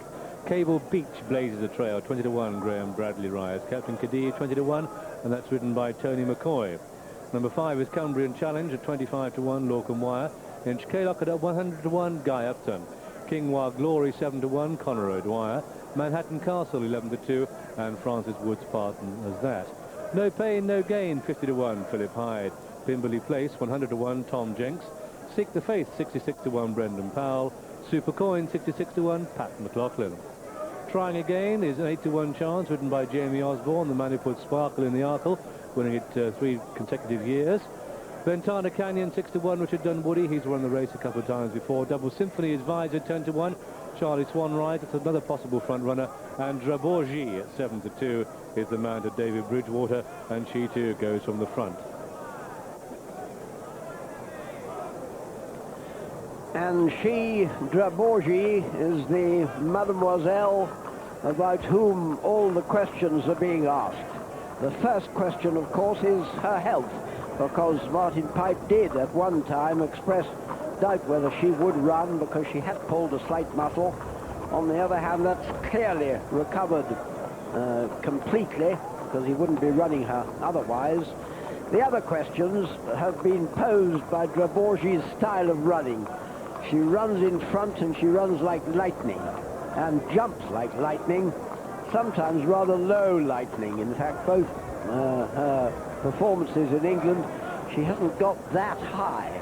The question is, over these stiffer Cheltenham fences, will she get high enough? Well, this is the most fascinating race of the afternoon for me, because as Graham said, you've got about 12 front runners and something has got to give. They can't all make the run-in, and whether she's going to be quick enough, or whether Cable Beach or Arctic Kinsman, any one of the others, just over the first 2 fences, it's going to be very exciting. This mare has got her own way of doing things, there's no doubt about that, but she certainly is a long way from being what you'd call patent safety. I've never seen her look better, whether it's because she's been under some heat lamps to help those muscles in her back, I don't know, but she looks a much better mare this afternoon than she did when we saw her at Kempton. Manhattan Castle is many people's banker for the meeting. Big strapping horse this, and a little bit like Dragori. His jumping can sometimes be a little bit suspect, but when he gets his act together, he's a very good horse indeed. Resolute galloper and very tough. This is a real Anglo-Irish battle, and here's one of the locals, Arctic Kinsman, trained by Nigel Twiston-Davies. He's won both his last 2 runs over fences.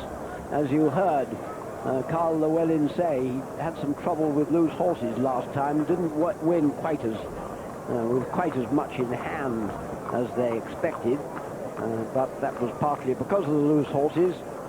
Let's hope he doesn't have any interference today. What he will have to cope with is the speed at which Draborgi and Cable Beach, the others, go. Not an easy ride though, John. He hangs really badly to the left, this horse, when he comes under pressure, and I watched him win up at Leicester, and Jockey certainly earned his fee on that occasion. Never seen him look better though. Winner of the Novice Hurdle here last year by a distance, and certainly been a favourite with Nigel Twiston-Davies for a long time. Laters betting on the Guinness Arkell. The favourite is Draborgi at 4-1, but opened at 3-1, so is Drifting. At 11-2 then Arctic Kinsman and Manhattan Castle. Ventana Canyon at 6-1. On 13-2 Kingwa Glory. Trying again at 8-1 on 10s Ask Tom and Double Symphony. At 20-1 Cable Beach and Captain Khedive. 25's Cumbrian Challenge. And at 66-1 Bath. And here's one of the Irish challengers, Kingwa Glory, in the famous colours of Mr. McManus, the great gambler. I don't know how heavily he'd be gambling on this, because Kingwa Glory's form is closely entangled with that of Manhattan Castle, Double Symphony and Ventana Canyon, the Irish contingent. But Kingwa Glory's got form as good as some of them. He's finished behind Double Symphony and behind Manhattan Castle. He has, on the other hand, finished in front of Ventura Canyon on one occasion. He can certainly gallop and jump. Yeah, he's not very big, but his heart's all there. And I think he's a good horse to sit on. You just see him taking Conor O'Dwyer, even just down on that little bit of all weather, got his ears pricked, taking a nice hold, and lots to like about him.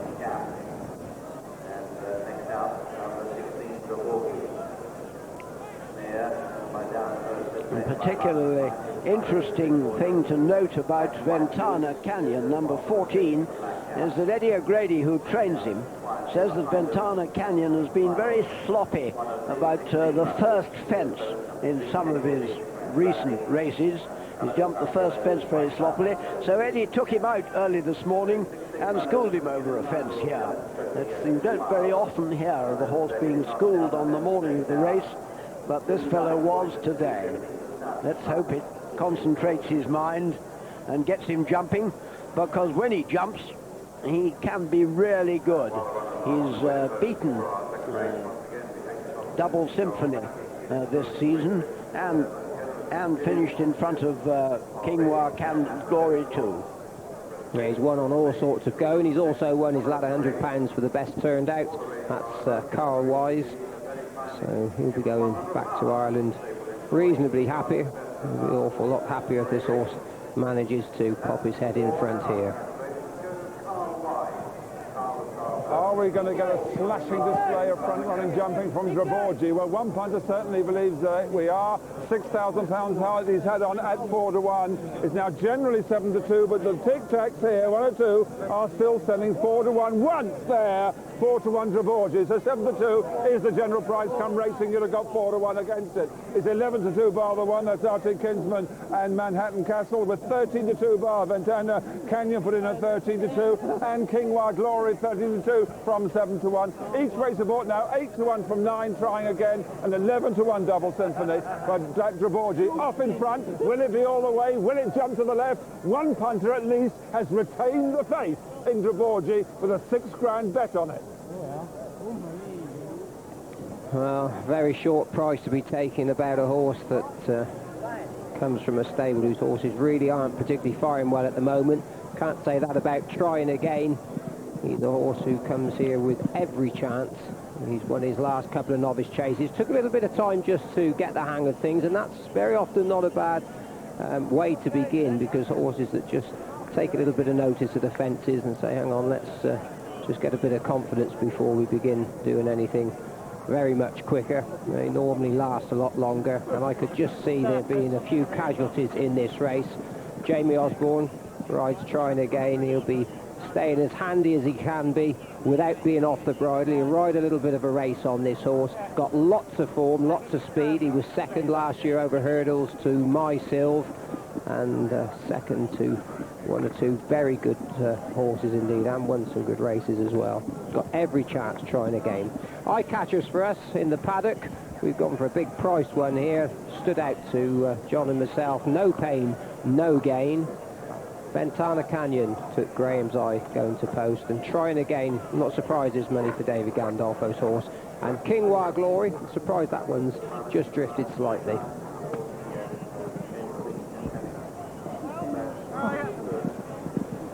Double Symphony, the mare, another mare rather. Draborgi, of course, is a mare. Double Symphony is a mare who's been holding her own with these really good crop of Irish novices. Double Symphony has sometimes been beaten by them, and she was second to Manhattan Castle at Leopardstown in her last run. But she's got real good form. Those blinkers just keep her mind on the job. They're not at all a badge of lack of courage, because she's got plenty of it. Yeah, she looks much better this afternoon. She ran in the hurdle race here last year, and admittedly it was a little bit drizzly, but she didn't look well at all. Looks much better this afternoon. Captain Khedive, trained by Paul Nichols, was a faller at Sandown last time out. He's won round here already though this season, and he had Cable Beach and Cumbrian Challenge behind him. He's a horse who likes to be held up. He can pull very hard. And Tony McCoy, a little bit like Jamie Osborne, will have the benefit of just being able to ride something of a race.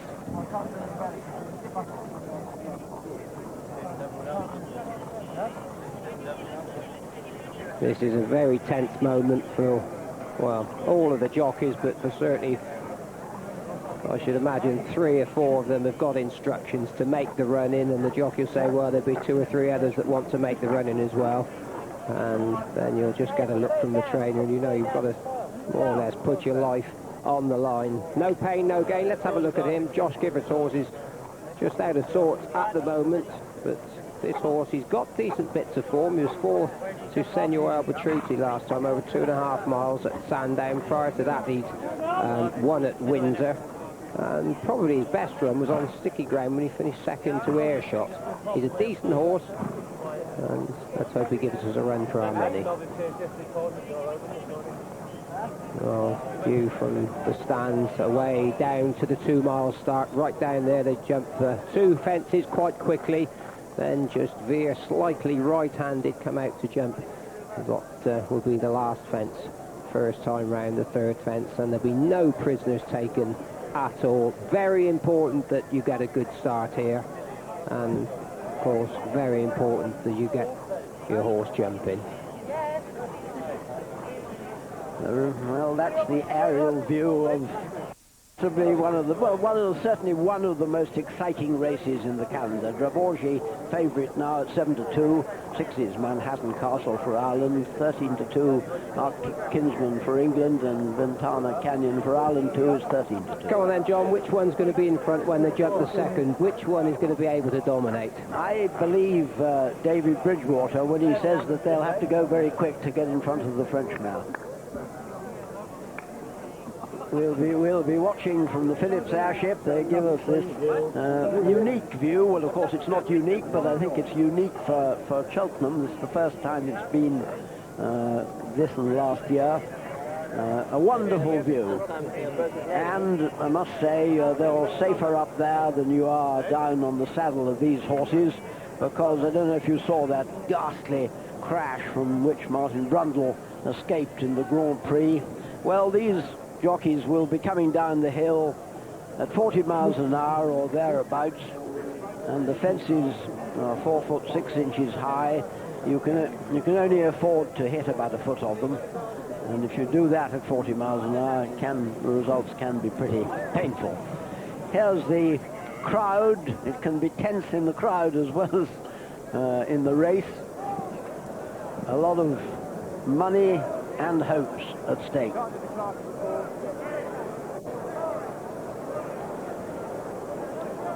And Simon Morant just about to get up onto the rostrum. I think he'd be a lot safer up there than the boys up there in the airship. I didn't like the words underneath the word Phillips. It says we can make things better. Anyway, let's hope that all these jockeys and horses come back safely from what's going to be a furious pace, certainly at the outset. Inch K-Lock, not normally a front runner. Guy Upton, he's going to be up there. 1 or 2 just coming in now. They're not going to get going until they're ready. Let's join Graham. Unhappy jockeys. The start of the Guinness Arkell Challenge Trophy.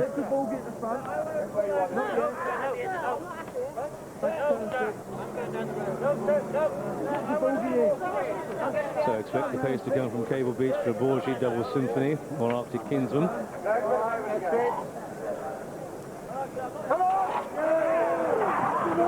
And they race away. And it looks as if Manhattan Castle and Sealy's right down at the start. Come down towards the first. They're at the first, and Draborgi leads from Cable Beach, and Draborgi and Cable Beach are 1 and 2. And it was Trying Again who was hampered down at the start. They're quickly at the second. It's Draborgi and Cable Beach 1 and 2. Ventana Canyon and Kaylock in third, and Captain Khedive is out of the race there. They come down towards the third, and it looks as if Draborgi is being pulled up, and it's the horse has been badly injured, very badly injured indeed. This leaves Cable Beach a long way clear. Cable Beach clear by 6 to 8 lengths. To in second place, Inch Kaylock, and then in third we have Double Symphony. Racing 4 on the outside, No Pain, No Gain. Then behind that one, Arctic Kingsman, and here we are at the third, and it's Cable Beach who leads. Inch Kaylock the inside of Double Symphony, second and third, and then Ventana Canyon in 4. No Pain, No Gain in 5, and behind that one, Arctic Kingsman, then Cumbrian Challenge and Kingwa Glory. Closely attended by Supercoin, and behind Supercoin is Ask Tom, and a gap of 3 or 4 lengths to Pimberley Place. They're at the fourth now, at least. The leader is... That's Cable Beach, and Cable Beach is clear. Tailed off and by quite some way is Seek the Faith, and Trying Again has been pulled up. So we've got drama here in the opening stages of the Guinness Arkell, as it's Cable Beach who leads them away towards fence number 5. The leader then down towards fence number 5, and we've lost a few here. We've lost Captain Khedive, Manhattan Castle. We've also lost Draborgi in very unfortunate circumstances. Down the back straight then onto the next, and it's Cable Beach, a clear advantage at this point. We've also lost Cumbrian Challenge. That one's out of the race as well as they take the water jump. Chasing the leader in second is Inch Kaylock, followed by Supercoin and Ventana Canyon, and then Arctic Kinsman as they race towards the big ditch on the far side. Cable Beach a clear advantage and sailed over from Inch Kaylock in second. A very bad mistake by Ventana Canyon there in 4th place, who is followed by Arctic Kinsman, who's nicely placed. As long as this leader Cable Beach comes back to them, they take the next, that was number 8, and make their way towards the big ditch at the top of the hill. Cable Beach with a clear lead under Graham Bradley, giving it a great sight as now they climb away on the far side. Cable Beach a good 10 lengths clear of Arctic Kinsman in second.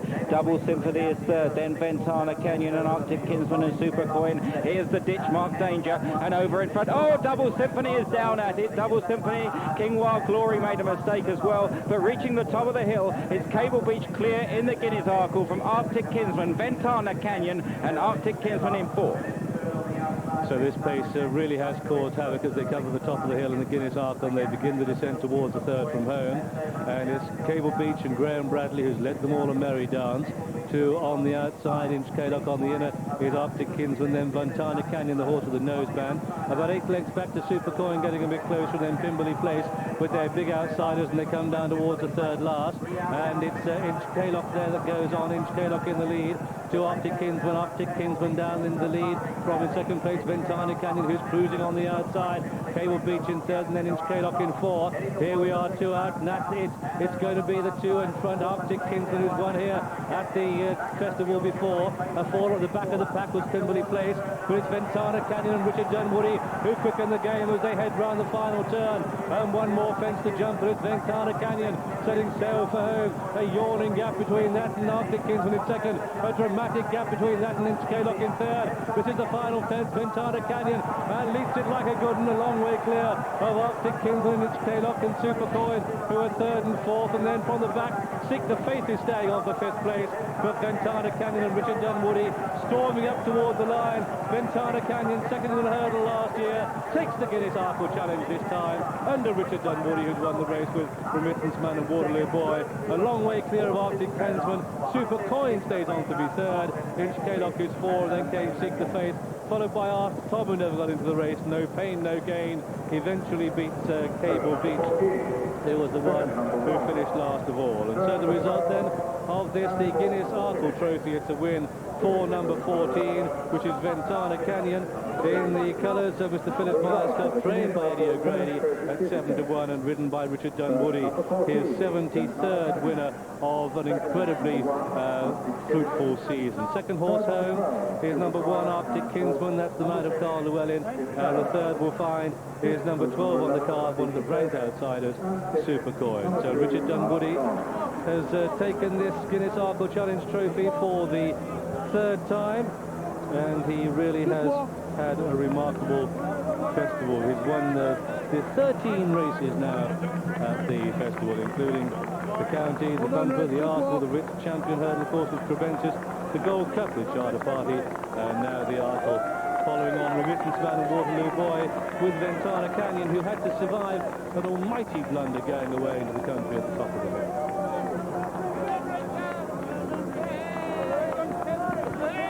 Well, what a tragically eventful race from start to finish. But not for Richard, not for Ventana Canyon, and not for Eddie O'Grady, whose stratagem of schooling before the off was a brilliant success.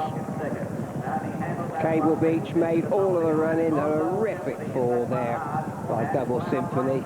That left in Kaylock run along in second place, and you can just see Arctic Kinsman, Richard Dunwoody on Arctic Kinsman's outside, just going to challenge Inch Kaylock now, travelling particularly well. They can see this horse in front isn't going to last much longer. He's just beginning to come to the extent of his limitations, certainly on this ground, Cable Beach. He certainly led them a good clip for the first mile and a half. But just look at Arctic Kinsman here. It's going to be a really good race, it looks like, at this point. Arctic Kinsman and Ventana Canyon both over that fence really well.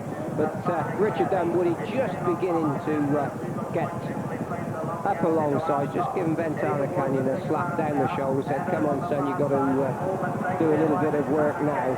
And at this point, had to be said, it looked as though it was going to be a much closer finish, but when Richard Dunwoody said go, this horse has really quickened up in what is undoubtedly testing ground.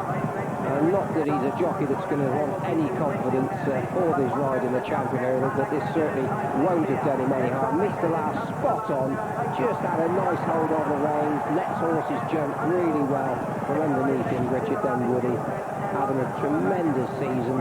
Might not have ridden as many winners as Tony McCoy, but in terms of prize money won, and certainly in terms of effectiveness, he's absolutely top of the tree.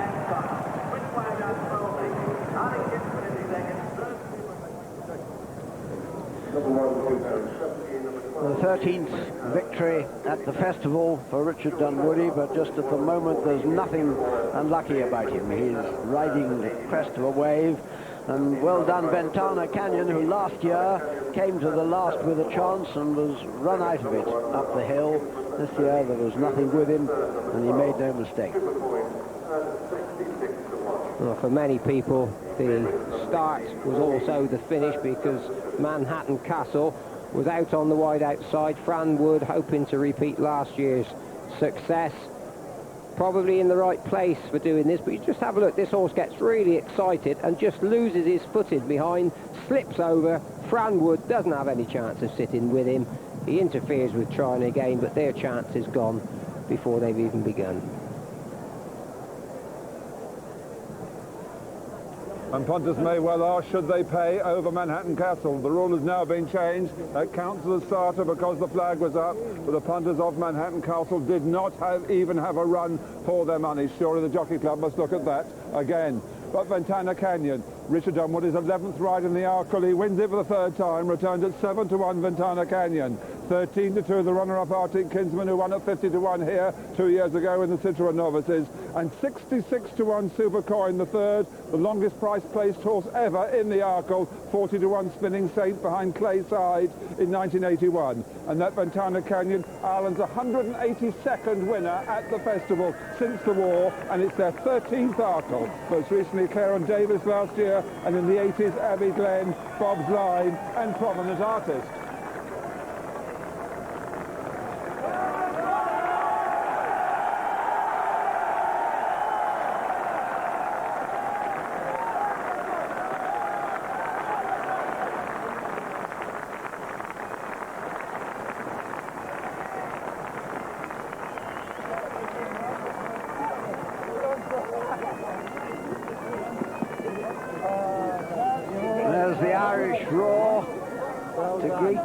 Ventana Canyon. Happy man. And there's Eddie O'Grady in the background. One of the most successful Irish trainers at this meeting. I didn't know better. I'd say almost had a tear in his eye then. As John said, been incredibly successful in past years. And this horse always held a special place in his affections. Just found another Irish One tourist attraction too good for him last year. And this has been his plan all season.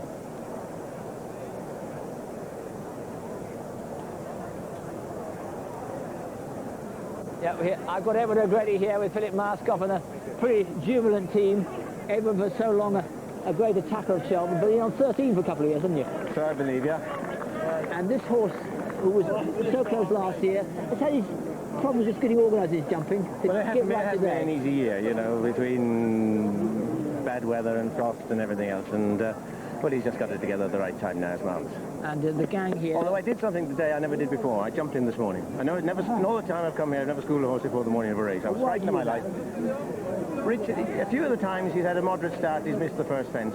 So we decided it would be totally a one-off. It was howling a gale, as you know, out there. I thought the wings were going to fall down. I was frightened of my bloody life, something had happened. And we gave him one pop. And I think it just got his eye in, and it's worked really marvellous. Because it was an incident-packed contest, that's for sure. It was for sure, and it'll be an incident-packed night led up to 7 or 13. Edward, congratulations. Well, Soundman tomorrow. Yes, he's on the way. Should be taking off about now, I hope. Good stuff. Thanks very much. Thank you very much indeed, Buff. Thank you.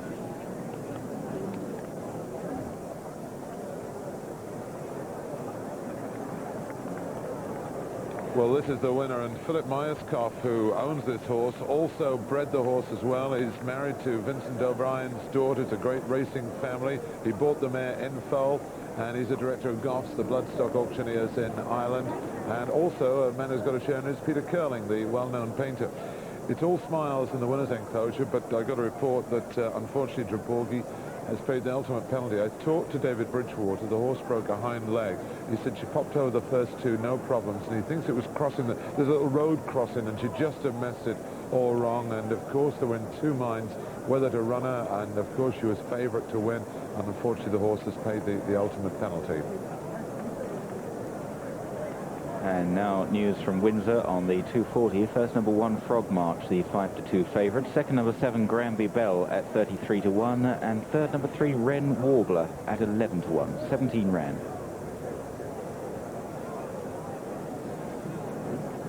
So we warned that Arkell chase was not for those of weak hearts, and it was almost too strong for comfort.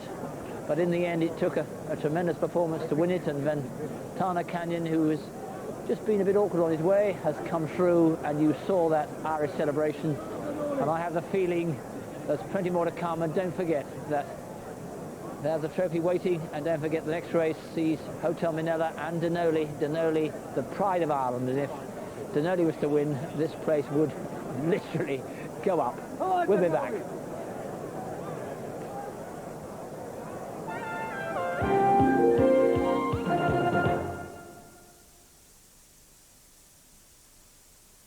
You get a lot as standard on a Daewoo.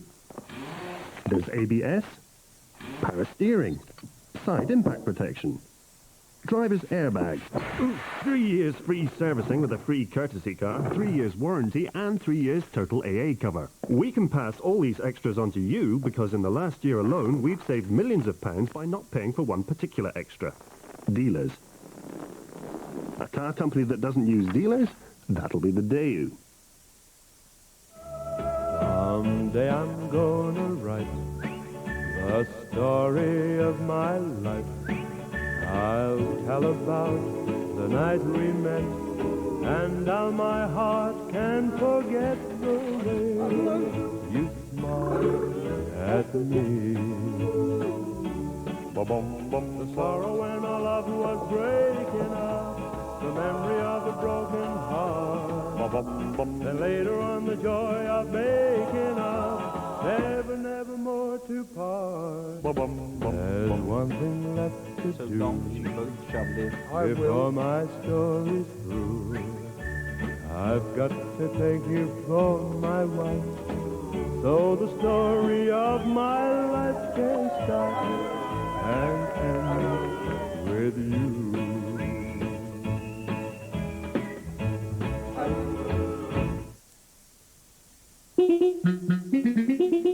Looking for cheaper car insurance? Call the Admiral on 0800 600 800. You could save pounds because you deal direct with us. No middlemen, no commissions to pay. Call the Admiral free on 0800 600 800. Call now. Okay, now just relax. Everything seems fine. Oh, good. That's a relief. It'll come with 3 years free servicing, including labour and parts. Let's see now, you've got 3 years total AA cover and 3 years comprehensive warranty. Oh, right. And 6 years anti-corrosion warranty. Yes, there's nothing to worry about at all. In the last year alone, Daewoo gave away over 12,000 free routine services and 49,000 years of warranties and AA cover. When was the last time you were this well looked after? All this peace of mind? That'll be the Daewoo.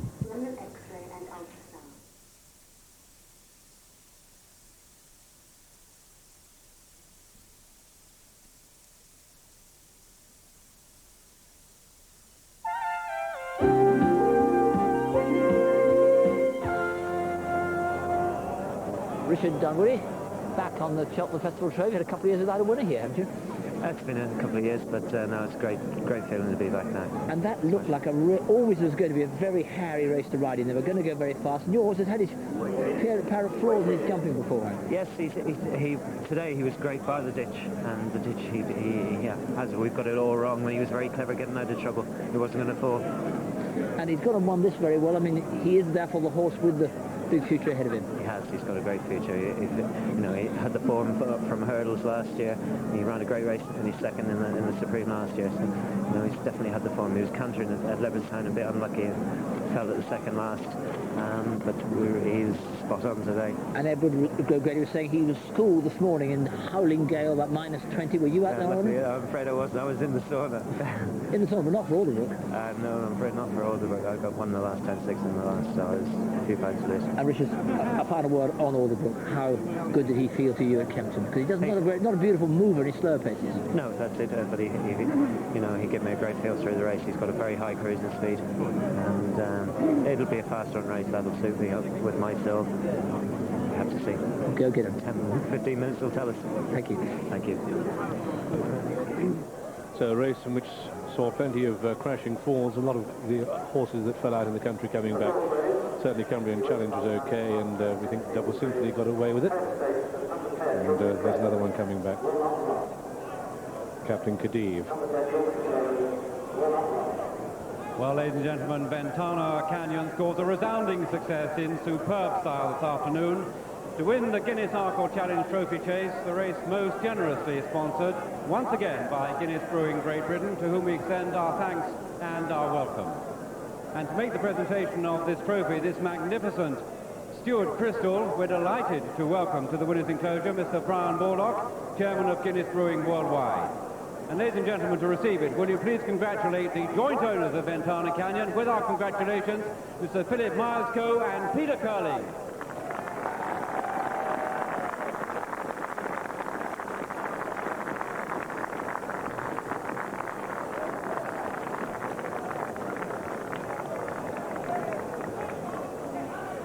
And the tote returns on the Guinness Arkell. 14 Ventana Canyon, the winner at 7-1. Arctic Kinsman 13-2. Super Coin at 66-1. The win tote paid £8.40. Places 250, 270, and £22.50. The draw forecast £28.80. CSF 47.83. Dravourgy was the 7-2 favourite. 16 rand.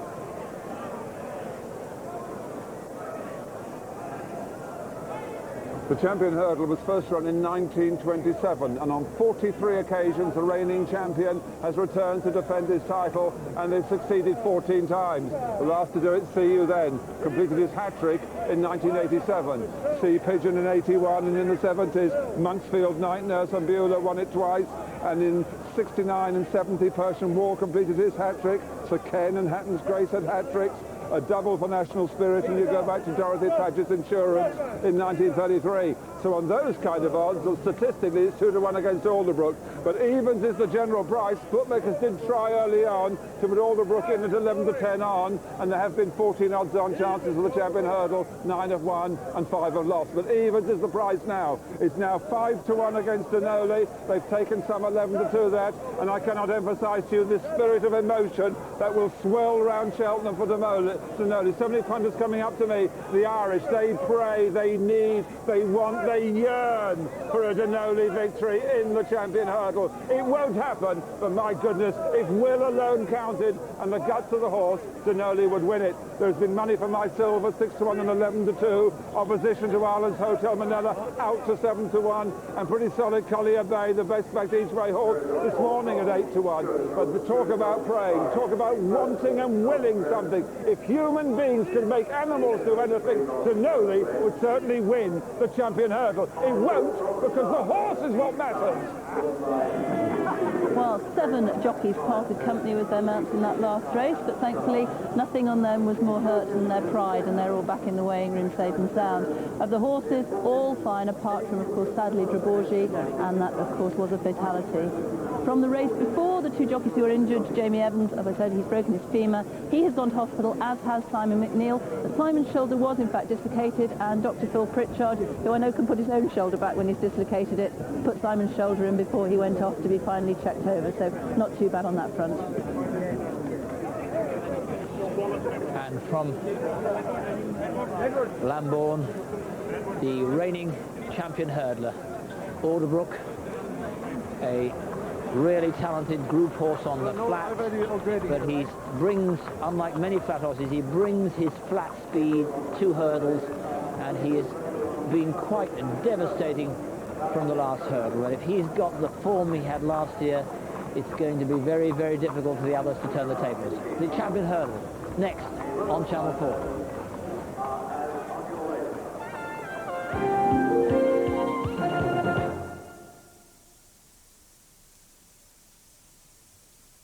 Every year, more and more people are discovering a different kind of holiday. They're staying in hand-picked hotels and villas in the most beautiful locations. They're finding the countryside, beaches, hilltop villages and restaurants that most holidaymakers never even hear of.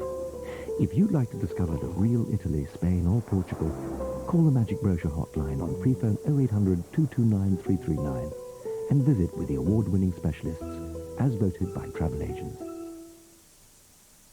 When Irish eyes, Rosemary with her special Memories of Home. A beautiful new album of 20 timeless classics like Sweet 16. And beautiful ballads, Danny Boy and How Great Thou Art.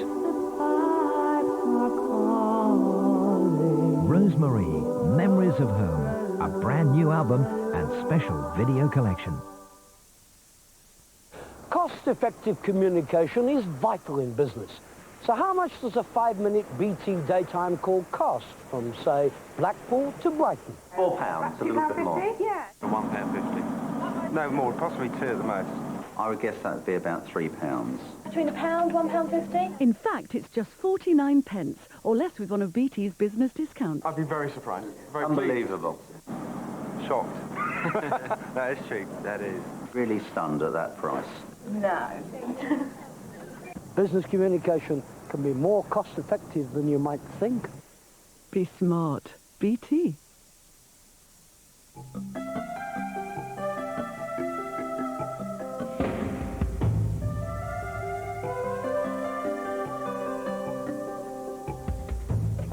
If you'd rather spend money on your home than on your home insurance, call Eagle Star Direct now on 0800 333 800. You have to have a passion about wine, otherwise get out the business. Wine is a product that lives, sheer poetry, romance. Well, we send to every country in the world, obviously the main cities. I don't want wine that's due for New York ending up in London. We need crisp, sharp service, and it's daily. I wouldn't work with them if they didn't have the passion that I have about my business. I trust DHL that when they undertake a job, they do. DHL, we keep your promises.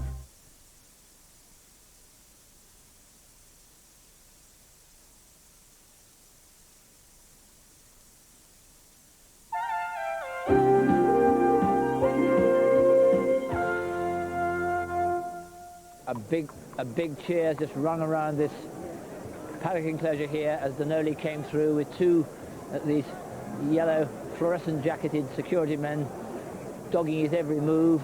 He's got a little St. Benedict on his bridle, you see there on the right, and at his head Jim Tracy, who is the father of Tom Tracy, who is about to be loaded into the most important ride of his career. Denoli third last year, but reputed by Tom Foley, putting him up there as better than he was last year, much better, and I believe myself he's going to make Alderbrook stretch all the way.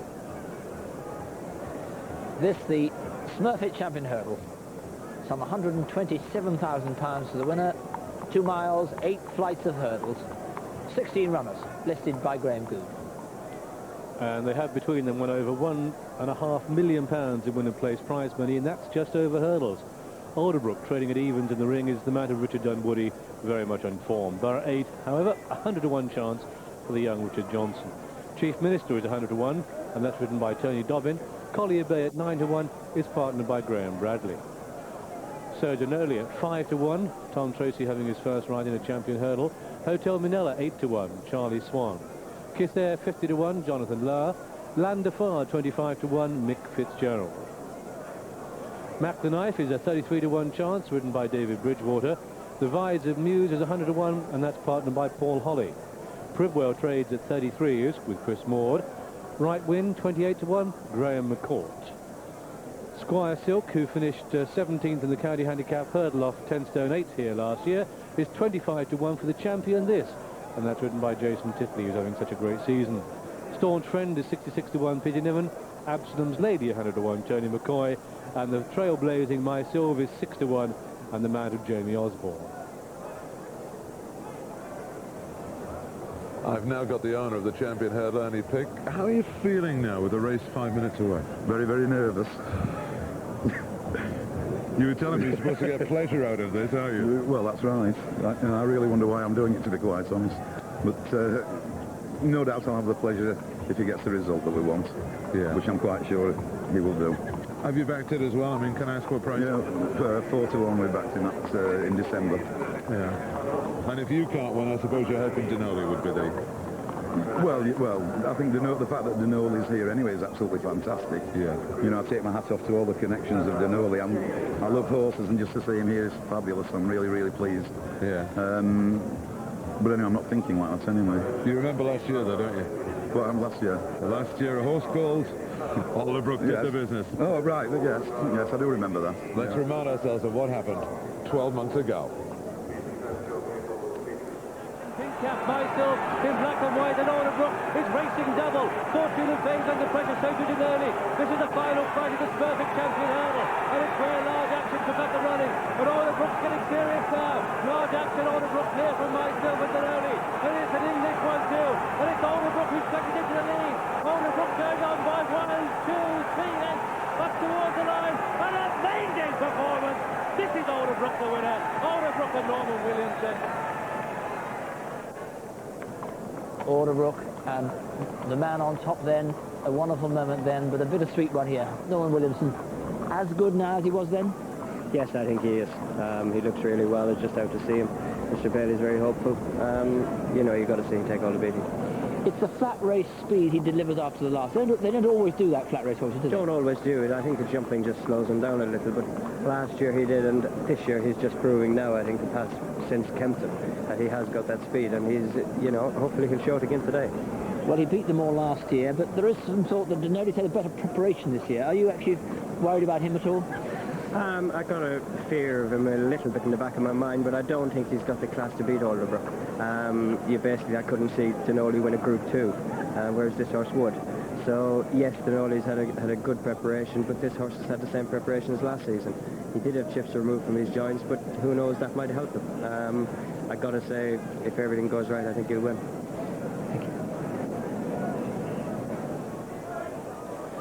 Latest betting on this Smurfit Champion hurdle. Alderbrook is even money to repeat last year's win. Denoli at 5 to 1. Mysilv at 13 to 2. On 9 to 1 then Hotel Manila and Collier Bay. And then a big break in the betting to Squire Silk and Landafar, both at 25 to 1. On 28 to 1 is Right Win. And then on 33s, Mac the Knife, 40 to 1 Pridwell, at 50s Kisser, Staunch Friend at 66 to 1, and the rank outsiders all on 100 to 1, Absalom's Lady, Borough 8, Chief Minister and Muse.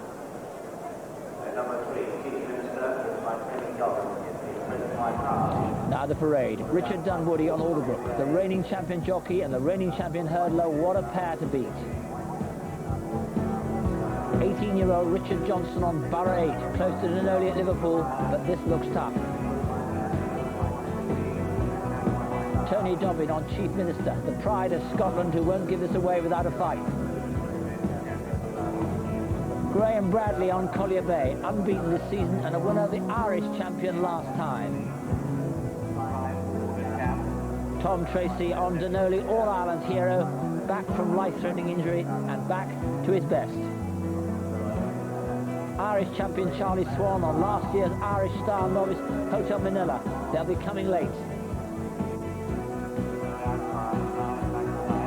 Jonathan Lower on Kisser, top-rated 4-year-old last year, but he's 5 now and the form seems to have gone. Mick Fitzgerald on Land of Fire, threatening when falling in each of the last 2 years. Be ready for a shock. David Bridgewater on Mac the Knife, very talented on the flat, and he's beginning to come through over jumps. Paul Holly on Muse, a front runner who was 6th here 2 years ago, but has only had 1 run back since injury. Chris Maud on Pridwell, a horse of blinding talent, but who doesn't always employ it. Graham McCourt on Right Win, a horse as good as Alderbrook on the flat, but the champion trounced him last time over hurdles. Jason Titley on Squire Silk, an improver who was very impressive in the Gold Trophy last time. Peter Niven on Staunch Friend, a top horse 3 seasons ago, but he's been injury-plagued since. Tony McCoy on Absalom's Lady. She was 6th last year and will do well to go any better. And finally, Jamie Osborne on the front-running Mysill. 4 times she's gone all the way at Cheltenham. This lot will have to work to reel her in.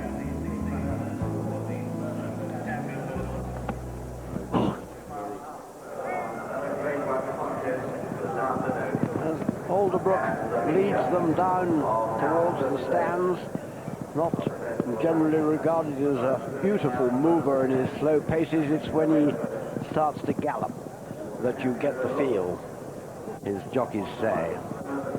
And particularly when he starts to jump, because from the first moment Alderbrook took to jumping, he really did take to it. I hope I'm not going to put the evil sign on him today, but so far, touch wood, he's made scarcely a serious mistake. A really brave horse, Alderbrook, when you consider what he's gone through. He's had some hard races on the flat. He's had chips removed from his knees. I was lucky enough to ride him out last week. He comes out quite pottery, and you appreciate then, as I said, just how brave he is to do the galloping and jumping that he does.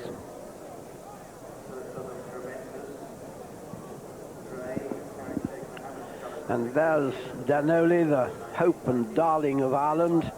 Well, he's very closely involved with the Tracy family. Tom rides him, and Ted Walsh talked to the jockey. Very well. He's come on a lot from his last 2 runs. Hopefully everything's going well. He'll be right in the day. What way would you like the race to go for you?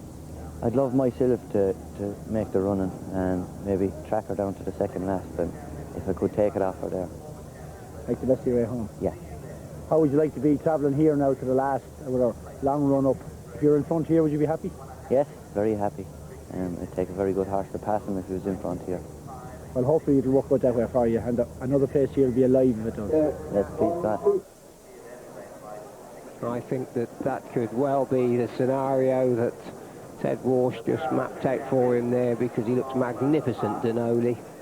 Had an interrupted preparation before finishing 3rd last year, then went on and beat another one of today's rivals, Borough 8, up at Aintree, and of course suffered that terrible injury to his leg and looked as though he'd never race again. Miracle that he ever got back on the race course.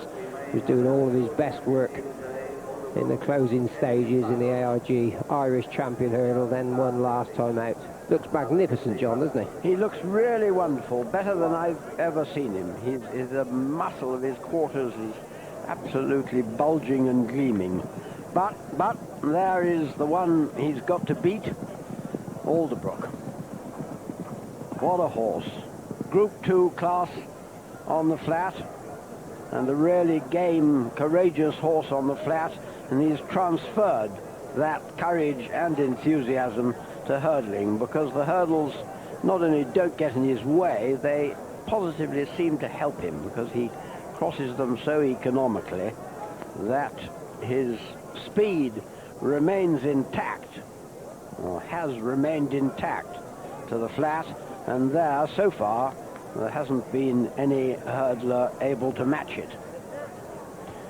Certainly he's got the speed, Alderbrook, but I think when it comes to jumping hurdles, the best horse in the country is the filly Myself. I hope, as you were saying about Alderbrook earlier, that doesn't put too much of a dampener on her. She's the fastest thing over hurdle that I've seen for a long, long time. She was bought by Elite Racing up at the Doncaster sales for 155,000 guineas earlier, and she's proved to be, not say a bargain, but certainly worth her money.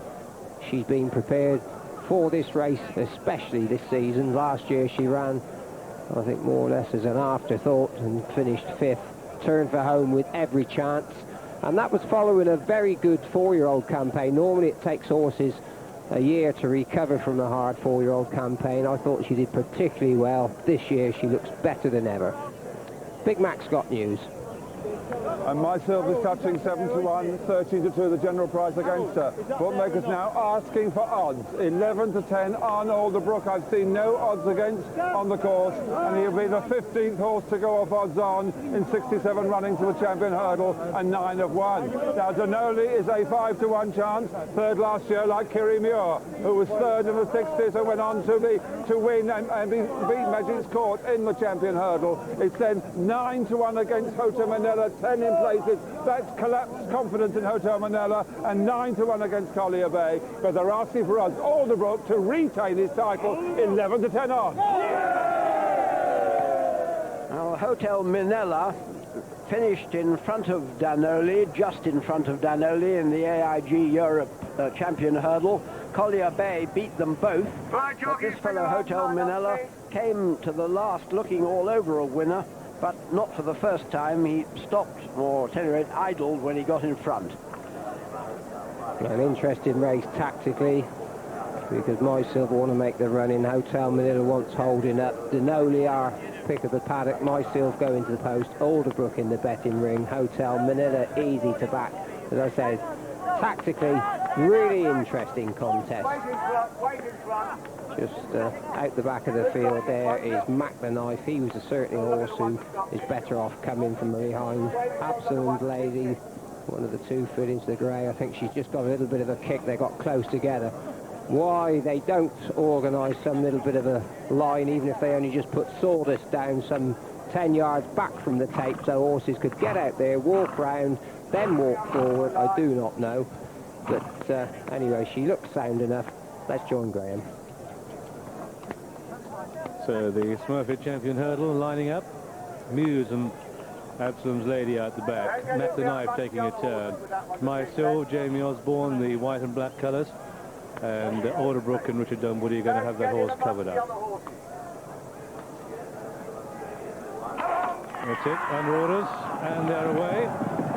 So we expect to see Myself up there early, and she's in front there on the right of the pack as they come down towards the first, and early taking a prominent position as well. They're at the first and they're all safely over, and Alderbrook is the back marker, but it's Myself who blazes the trail, goes on by a length or so. Out wide, Collier Bay with a noseband chief minister on the extreme left in yellow is Muse. That can make the front running. Close up in 5th is Denoli. Through on the inside we have Kisser, and with Kisser is Squire Silk and Absalom's Lady.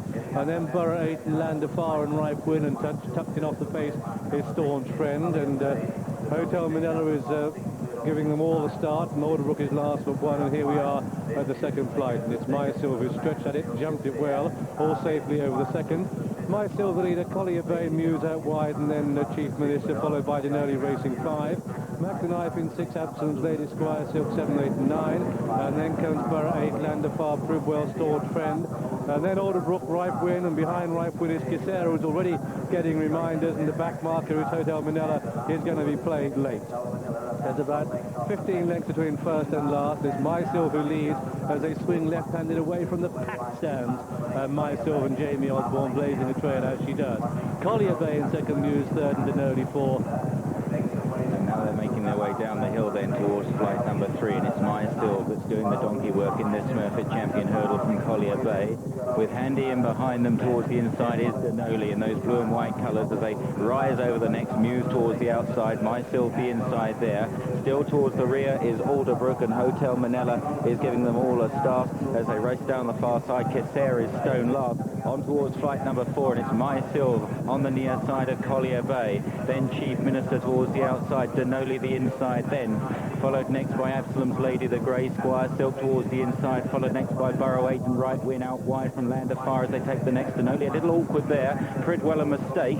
They head towards flight number 5, rising on the far side, and Myself continues to show the way. Denoli getting very much closer on the inside, following her, snapping at her heels. On the outside is Collier Bay, Chief Minister next, Borough 8 looking for Alderbrook, trying to make headway but still being patiently ridden as they race towards the 5th flight at the top of the hill, at which it was Myself, a good jump from Collier Bay. Absalom's Lady, a very bad mistake there. Rising on the far side then, it's Myself from Collier Bay, then Denoli in 3rd place, Alderbrook in about 8th or 9th at this stage, but only about 5 or 6 off the pace.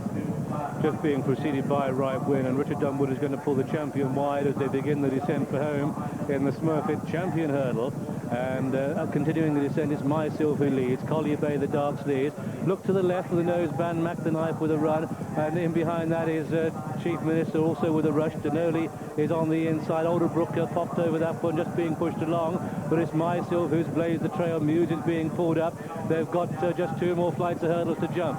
And it's Myself who leads, 2 in second place, Collier Bay, then Denoli and Mac the Knife, and at this stage Alderbrook with a lot of racing to do. Borough 8 starting to get going. Here comes Squire Silk with a run 2 out. That's Collier Bay under Graham Bradley, who takes command now. Collier Bay goes on to Myself. Here comes Alderbrook storming through on the outside, 5 lengths down as they make the final turn. 1 more flight of hurdles to jump, and Collier Bay has the answers here. Alderbrook's under pressure from Richard Dunwoody. Myself can find no more at the last, and Collier Bay hurdles it 5 clear of Alderbrook and Squire Silk and Myself, and then Denoli, and then Pridwell as they race up the water line. It's Collier Bay, but Alderbrook is starting to close. They've got 100 yards to go, and Collier Bay is going to hold him. Collier Bay is going to take the Smurfit Champion hurdle. Collier Bay it is, to Alderbrook in second place. Pridwell storms up the hill to be 3rd. The champion of Ireland, Denoli, is 4. Squire Silk beats Myself and Borough 8. Then Staunch Friend and Hotel Minero and Landerfar, who finished this year. Then we have Chief Minister and Right Win and Kisser, and Absalom's Lady, who is knocked over at the top of the hill. And so the result then of this, the Smurfit Champion hurdle, it's a win for number 4, Collier Bay, in the colours of Mr. Wally Sturt, trained by Jim Auld. Great triumph for him and ridden by Graham Bradley. Second horse is number 1, Alderbrook, the champion hurdler. No longer in the colours of Ernie Pick, Kim Bailey Trains and Richard Dunwoody Road, and the 3rd horse home is Pridwell in the colours of Jones, Burstock and Fleet Partnership, ridden by Chris Morton, trained by Martin Pipe. That's the 1, 2, 3. 4th horse home is number 5 on the card. That's Denoli. The nearest the Irish could get was 4th today, but there's our winner, Collier Bay, brilliantly ridden by Graham Bradley, the head of the champion hurdler, and Graham Bradley, who's winning his 7th race here at the festival meeting, having run the race between, well, he's won off with My Young Man, Curly Man, Sandra Valley, Kildimo, 7 de Loire, and the Gold Cup on Bigorn. And now, thanks to Jamie Osborne making the wrong choice, he has got on Collier Bay. Collier Bay's 6th win, the champion hurdler at the age of 6.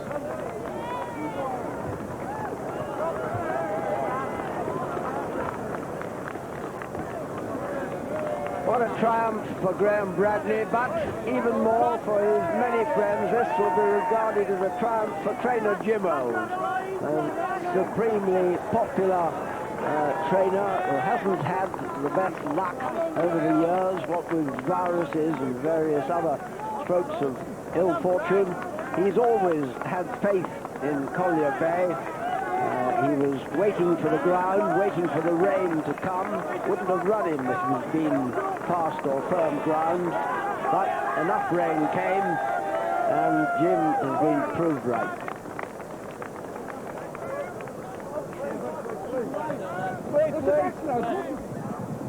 And the right man on board, Graham Bradley. Bad luck for Jamie Osborne. He had the choice between Mysilv or Collier Bay, and when he chose, he didn't know that the ground was going to ease.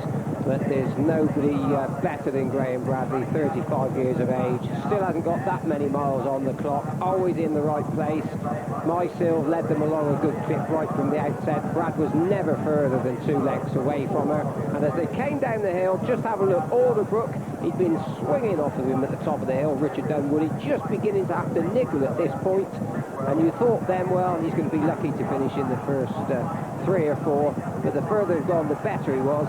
Denoli, it's got to be said, didn't jump as well as he should do. Never would a champion hurdle jumping the way he did this afternoon. But Collier Bay, Graham Bradley, they've gone for home at this point, and from then it's always a question of whether Alderbrook was just throwing back shot. It certainly is, and Alderbrook has produced that acceleration from off the bit. The trouble is, he was off the bit at the top of the hill. He's used his speed before the gap began to close. Now, no, in a moment he'll see the gap start to close a little bit, but Collier Bay always has the power and the power to spare, really. He's stayed on to win really on merit.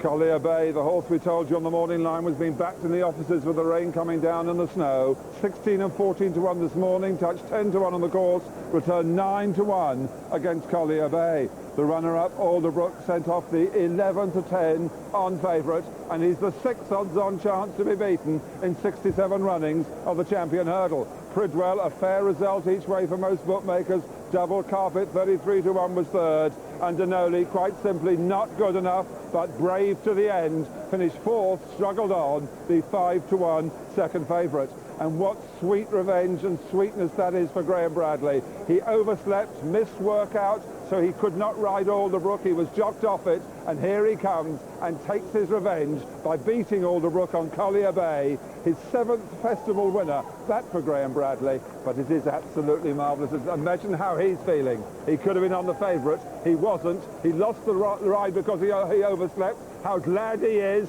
He's got on the champion hurdler winner, Collier Bay. And of course for Jim Old, he had Seamer, runner-up to Dawn Run in that epic champion hurdle 12 years ago. His first festival winner for good old Jim Old.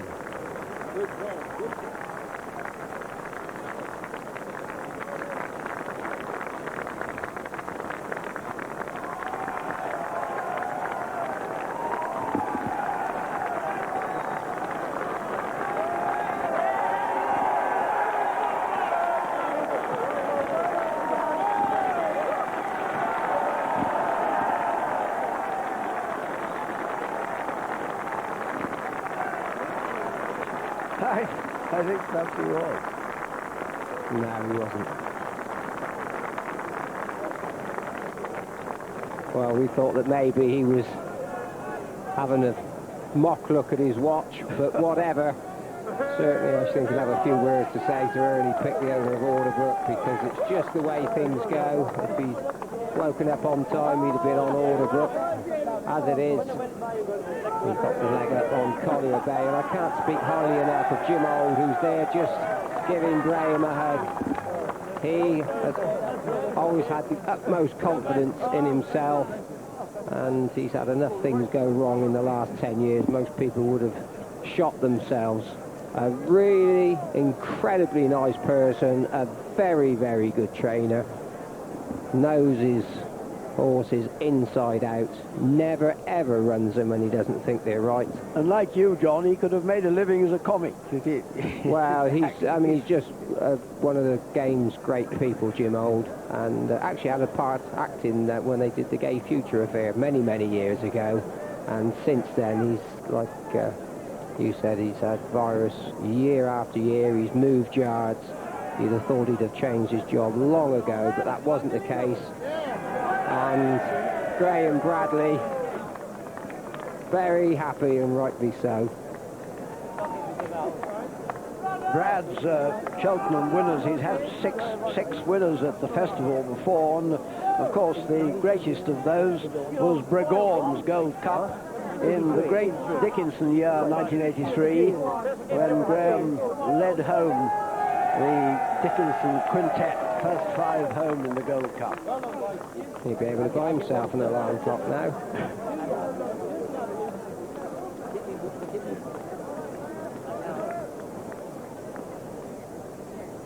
Jim, Wally, well, many congratulations. Thank you very much. Board and difficulties and Seamer, and you've come through and come good. And Jim, you've improved this horse. He was in the 2.5 mile, 2 mile 5 handicap last year, wasn't it? But he has come on, I mean, literally. He wasn't right in Ireland. I told everybody he wasn't right in Ireland. He shook and he worried and he sweat when I saddled him up, and he was very, very worried beforehand. You know, just the journey upset him. It was a little bit close to Sandown. And I told everybody, I said he wasn't right, that wasn't the horse. He won the Irish champion. Yeah, but I mean, he's a different horse today, isn't he, you know? I kept telling everybody, he'll be a better horse on Champion Hurdle. I'll train him properly.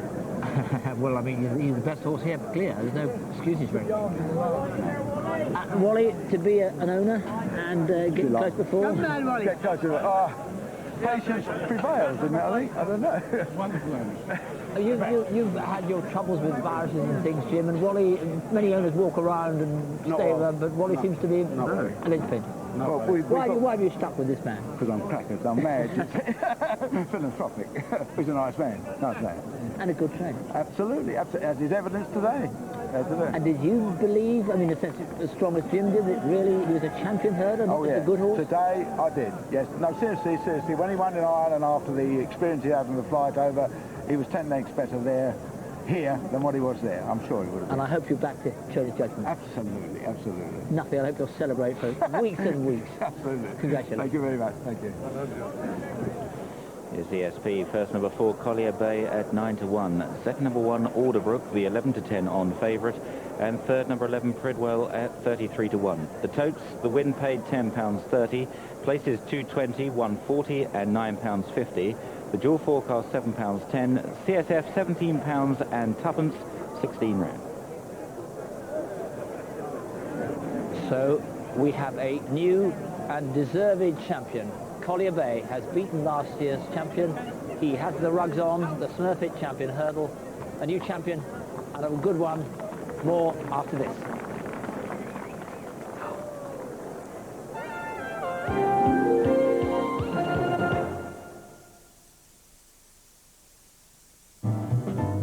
Bill and Bobby Irvin are still living life to the full, passing on their skills to a new generation. When we told them about a life protection plan, especially for people their age, they were impressed. If, like us, you're aged 50 to 80, you can take care of the future while you enjoy life today, thanks to a special plan from Sun Life. It's the Over 50 plan. From just £6 a month, that's 20 pence a day, you can secure a cash sum on death to leave to your partner or loved ones, or to relieve any concerns about funeral expenses. You won't have to take a medical or answer any questions about your health. Your acceptance is guaranteed. And 2 people, for example a husband and wife, can each apply and enjoy the same benefits. For details of how Sun Life can accept you for lifelong insurance, call free now on 0800 55 60 60.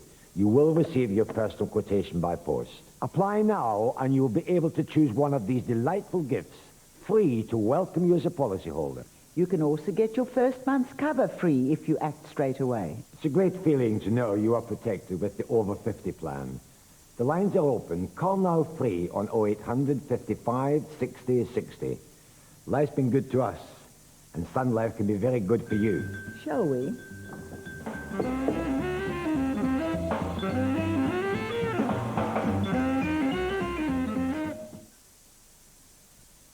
An experience to remember. 14th to the 17th of March. Crufts. More than just a dog show. Insure your car with Preferred Direct, and one call to Clearway, our 24-hour claim service, will take care of everything, including a free courtesy car while yours is being repaired. Call us for a low-cost quote and discover the Preferred Direct way to insure your car.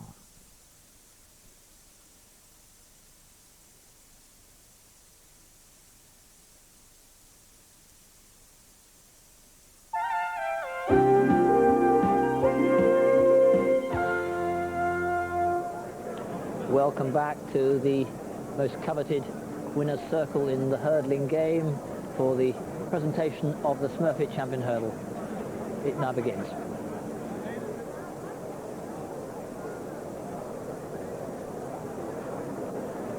Ladies and gentlemen, on behalf of the Steeplechase Company, may I take this opportunity to thank the Jefferson Smurfit Group, and in particular its chairman, Dr. Michael Smurfit, for their most generous and highly valued sponsorship of this, the feature hurdle race of the season, the £175,000 Smurfit Champion Hurdle. It is now with very great pleasure that I ask Dr. Smurfit to present the coveted trophies. First, to the owner of Collier Bay, Mr. Wally Sturt.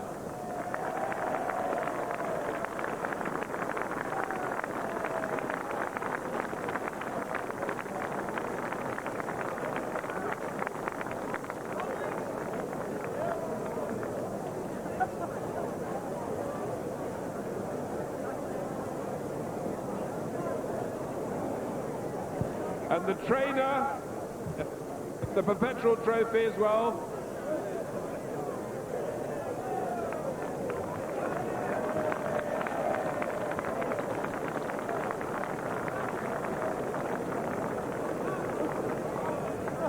And the trainer, Mr. Jim O.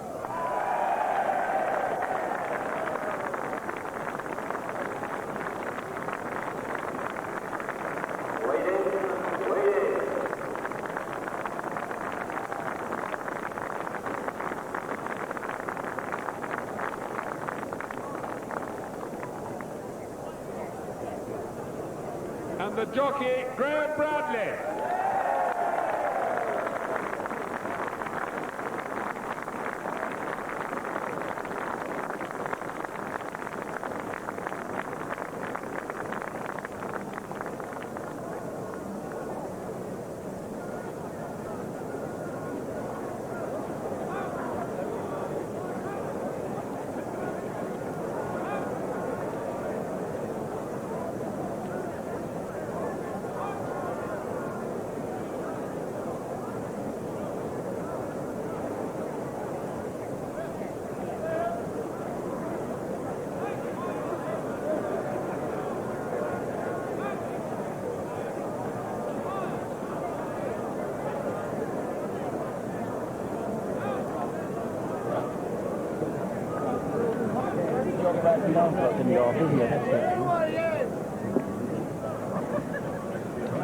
We have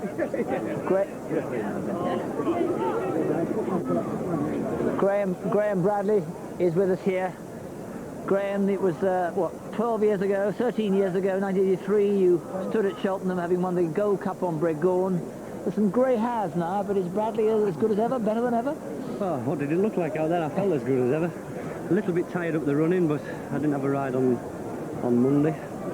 It felt great. He seemed to travel well and he jumped well, and I was seeing my strides all right.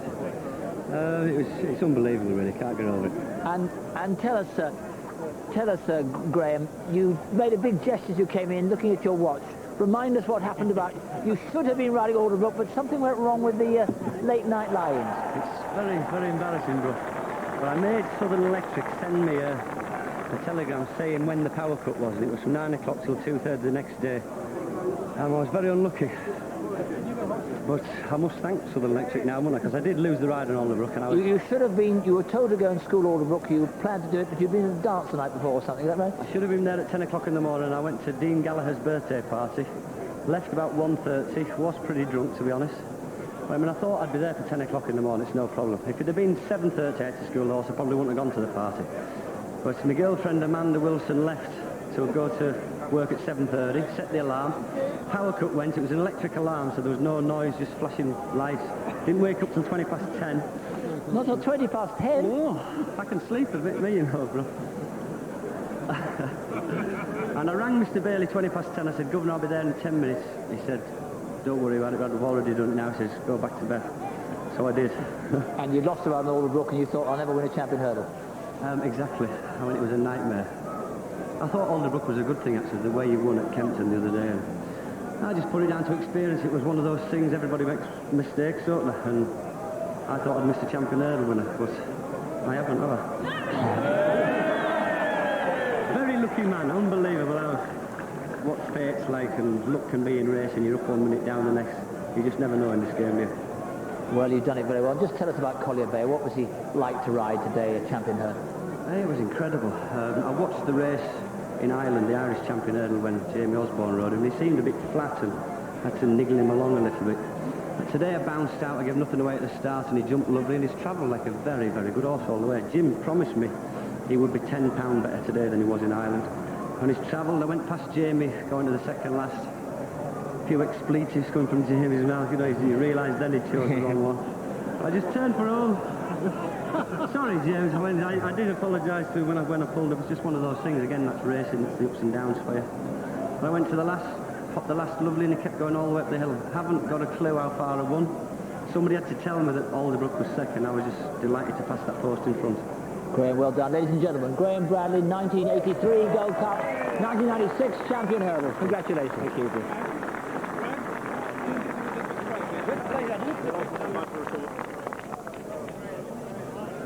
And so, 35 years young Graham Bradley holding the trophy.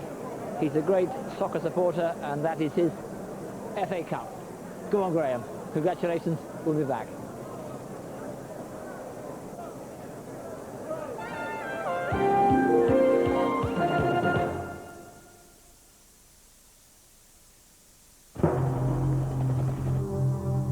Call 0800 981 981 before the end of May and you'll receive a year's free insurance when your new Hyundai Accent hits these shores, as it were.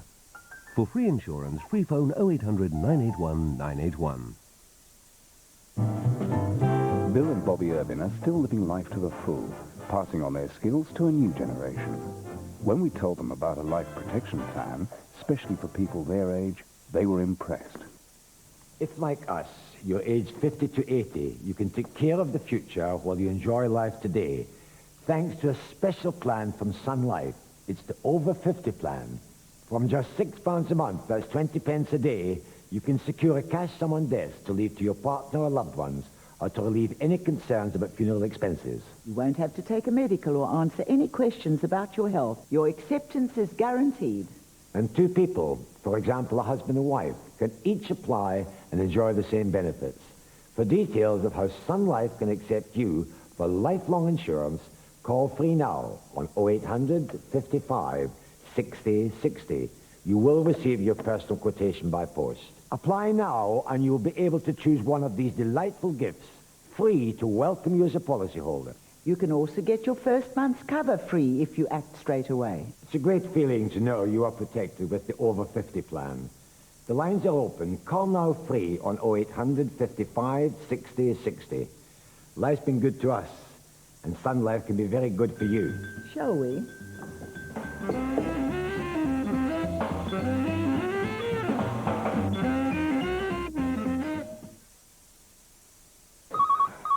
Hello? Lisa, what can I get Dad for his birthday? Off the top of my head, a Black & Decker cordless screwdriver with double function bit, or a 72p socket set. He's got one. Apparently, you've still got it. Oh, yeah. Or a Seconda quartz watch with rotating bezel, and a Remington steam set with moisture conditioning steam. What would he want with that? No, I want that for helping you out. For a whole catalogue of answers, Argos takes care of it. If you're aiming for a great deal on car insurance, call Auto Direct, because if you can find a cheaper quote within 48 hours, you'll get your money back. Call 0800 600 100 now.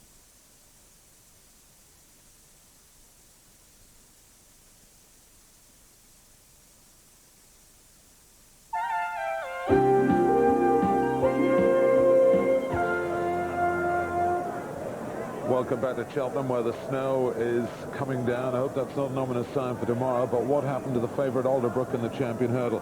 First of all, he lost a shoe. His near-fore shoe was ripped off sometime during the race. And Richard Dunwoody, who rode him, said, just ran a bit flat, couldn't quite get into a challenging position. And at the top of the hill, he was just stopped when he came down. And that's the reason he couldn't quite catch the winner. But he said the horse stayed on really well, but he could never get any closer than at the finish. The third horse there, Pridwell, who was 33-1 in third, Chris Maud said if he hadn't made a bad mistake 5 out, he could well have finished a lot closer. And Denoli, who finished fourth, Tom Tracy said he ran his heart out, he ran a cracker. He didn't jump that very well, but in his opinion that made no difference, and he could finish fourth. Well, I've got a guy who's shivering next to me. You might recognise him, Ronnie Wood of the Rolling Stone. A bit cold today. Oh, it's Derek, isn't it? But you're a racing man, you tell me. Yeah, I'm very warm today because I had the winner of the first race. First time. 25-1. I don't know, but you need the money as well. So how much did you have on, Ron? Well, I had a 20 each way. I don't go too mad. Just right. Now tell us about your interest in racing. Well, I love the horses. I love to draw them as well, you know, and I got a few brood mares in Ireland, and I count the years that I've lived there because I've got 8 foals from so far. Yeah. So I'm in my 8th year. And you had get a foal involved last night. Oh, did you? What was that by? That was by Lahib. Yeah, yeah. And my Alzeo mare. Yeah. So these, it sounds more flat racing than jumping? Or Yeah, yeah. But I've got a couple with Jessie Harrington. Yeah. Who had dance beat in the first, but we came back 5th in it. But she's got a couple of more on Thursday, and she's a good trainer. She's very good. And just quickly, the Rolling Stones, what's the latest on the Stones? Where can I buy tickets next, or are you having a break? Or? Don't worry, Derek, I'll give you the on the morning line. On the morning line, we'll have you on. Shut up, JC. And what? We're not touring this year. We're touring probably next year, but we don't really know yet. And if the weather keeps up like this, we might never tour again. But warm us up, yeah. The winner of the first, what's your money on in the next? James? Mr. Pig, yeah. James Pig? James Pig. Well, I hope it goes well. It's lovely to see him. We might see you in the winner's enclosure Yeah, well, one I day. always watch him. He's great up close, you know. He really is that healthy. So are you. Well, you heard Graham Bradley talking about the ups and downs of jump racing, and unfortunately today the downs all seem to have gone to one camp. In that last race, the champion hurdle, sadly we had another fatality. This time it was Mac the Knife, which is also owned by Darren Mercer, as was Draborgi in the race before, and of course trained by Martin Pipe and ridden by David Bridgewater. And as I saw David Bridgewater walking into the weighing room, he just said, I just don't believe it. So sympathy to them for today. Now news from Windsor on the 3:15. First number 2, Mr. Flanagan at 6-1. Second number 1, Don't Tell the Wife at 7-2. And third number 4, Bowl of Oats at 12-1. Number 3, Showed Ryoga, was the 9-4 favourite, 6 rand. The 3:50, first number 10, Katie Oliver at 9-2. Second number 4, Nessun Doro at 4-1. And third number 12, Shift Again, the 5-4 favourite, 12 rand.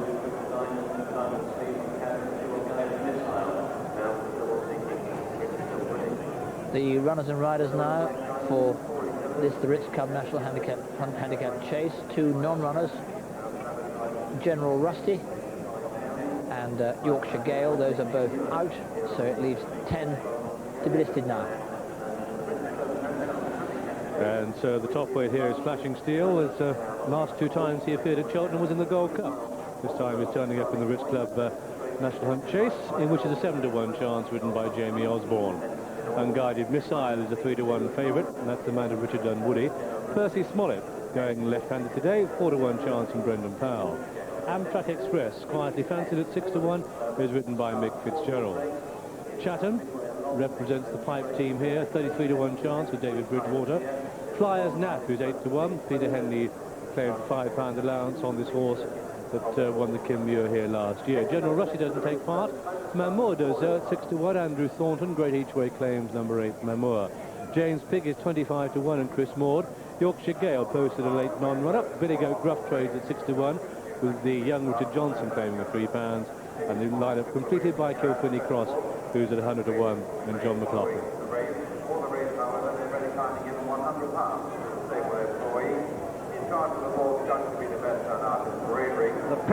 The presence in this race of Flashing Steel, well, of course he may win, but his presence has kept the weights down, so that only 6 of these, well, only 4 now, because two non-runners are among them. Only 4 are out of the handicap, and only 6 are carrying the weight which the handicapper intended them. That's because of this fellow Flashing Steel, a high-class horse at his best, but his jumping has betrayed him just lately. He didn't jump at all well behind Imperial Call in his last race, and he fell in last year's Gold Cup. But the fact remains that on his day, he's a class-staying chaser. Yeah, good horse. I think with him, a lot depends on how he begins his race. If he gets off on the right foot, then I think he seems to jump an awful lot better. He's been round here and jumped well before, and even though he's got top weight, his class could see him through here. I saw Unguided Missile up at Carlisle last week when I went up to look at One Man, and he was One Man's galloping companion over 3 fences, jumped particularly well. Brian Harding was on board on that occasion, been incredibly consistent this season, and had a couple of battles with Percy Smollett, but looks in very good nick with himself. He's a good stay-in chaser, and a good field this for this Ritz Trophy. One who a lot of people fancy is Amtrak Express, in the centre of those 3. Last time out he was still going really well in the Racing Post Trophy at Kempton, when he got rid of his jockey, provided that doesn't happen again, and there's no reason why it should. He usually jumps perfectly all right. Has occasionally got rid of a jockey, but usually jumps round clear, and if he does, he'd certainly be one with a squeak. In the Racing Post chase, he was running away. Admittedly, they were some way from home, but his first time up over fences and over 3 miles, I thought he was particularly impressive. Had Percy Smollett in trouble from a long way out. There is Percy Smollett, as Graham said. He's going round left-handed today, and hitherto all Percy Smollett's 8 victories have been on right-handed tracks. I beg your pardon. Yes, they have been on right-handed tracks. The evidence suggests so far that he's not nearly as good as left-handed. But David Nicholson is evidently prepared to try again. Don't like the look of the snow much, do you? No, but it's been failed to settle down here all day, and let's hope that it's just warm enough to prevent it beginning to settle throughout the night. Eye catchers for us. We went along with Gordon Richards' runner, Unguided Missile. The Graham Moore took Graham's eye. Flyer's Nap in the betting ring, got particularly well on Robert Horner's horse, and Flashing Steel was seemingly friendless to back.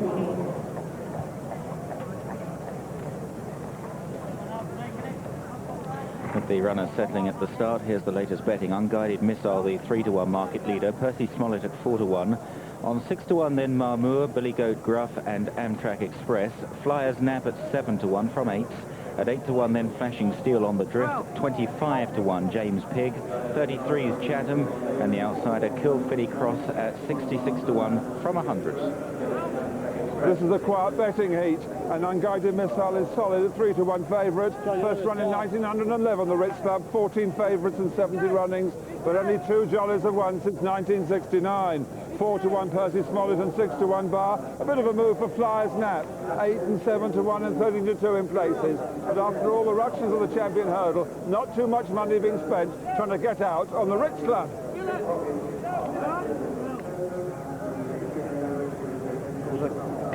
All right, Jockey, line up. A couple of good horses running out of the handicap. One of them is Marmour, trained by Tim Forster. He's 16 pounds out of the handicap, but still wouldn't be without a chance. The same goes for Billy Goat Gruff, number 11, Richard Johnson's mount. David Nicholson wouldn't be running him 13 pounds out of the handicap if he didn't think he had a real chance. Lining up now with Marmour pawing and ready to go. So, Graham, the Ritz. Flashing Steel can make it running, but Jamie Osborne in the black jacket with the blue sash colours with Charles Hockey facing the wrong way. Pulls him round. Flashing Steel, very much the class performer here. Concertina in the handicap. So, let's see how they go. 19 fences to jump. And more money for Unguided Missile, the light blue colours, 11-4 favourite from threes.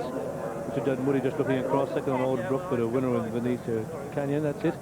But Percy Smollett are trying to get a bit of ground through on the inside, but they've sorted themselves out. They come in with the first of the 19 fences, and Mamur and Flashing Steel share the work out wide. Kilfinny cross a line of three as they cross the first, all safely over. Chatham the back marker. And it's Kilfinny cross, one of the rank outsiders that shows the way, heading to the second. Flashing Steel and Mamur second and third, Amtrak Express, Unguided Missile, James Pig, Billy Goat Gruff.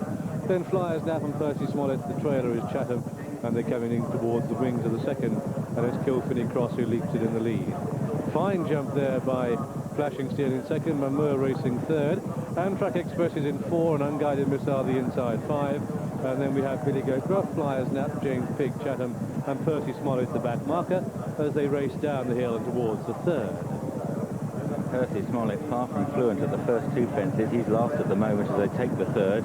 And landing in front it was Kilfinny Cross with the red cap, followed by Amtrak Express, the striped sleeves, the grey. In third is Marmour as they head towards the water jump.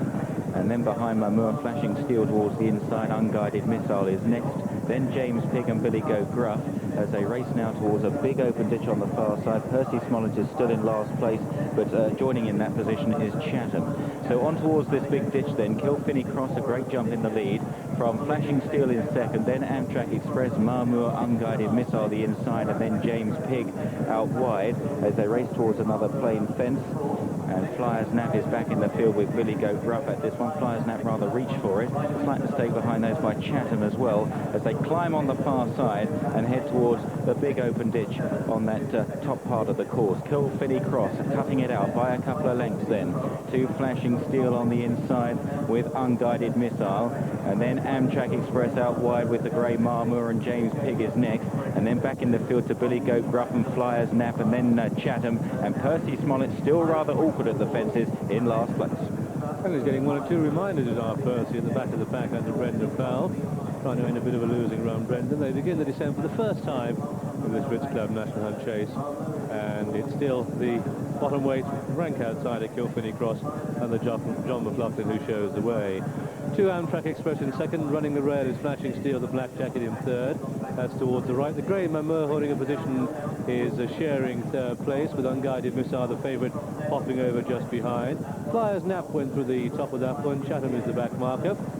And continuing down the hill. This will be the second last next time round. This time it's the 9th, and it's Kilfinny Cross who leads coming to it.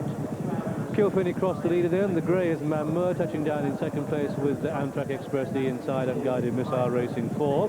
Then we have Billy Goat Gruff in 5 and Flashing Steel 6 and Flyers Nap, and getting one or two reminders is Chatham. That's in front of Percy Smollett, who isn't happy at all travelling this way round on the track, and he's in front of James Pig, who's now the trailer.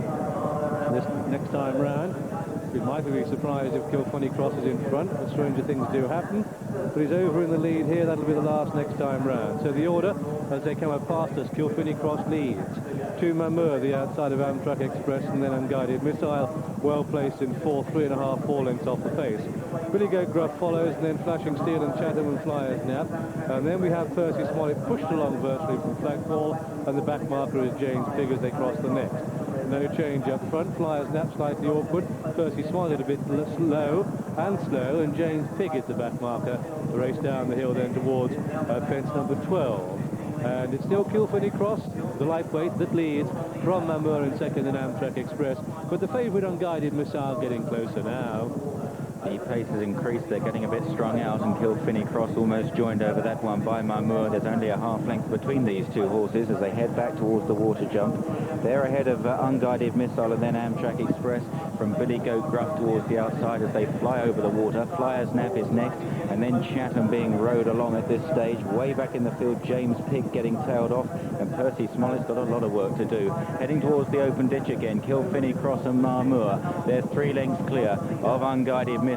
Billy Goat Gruff now moves into 4th place as they rise towards another plain fence on the far side, and then Flashing Steel back on the inside. Amtrak Express has lost a place or two as Flyer's Nap begins to stay on a bit, and now they climb away towards the far side once again and towards this big open ditch.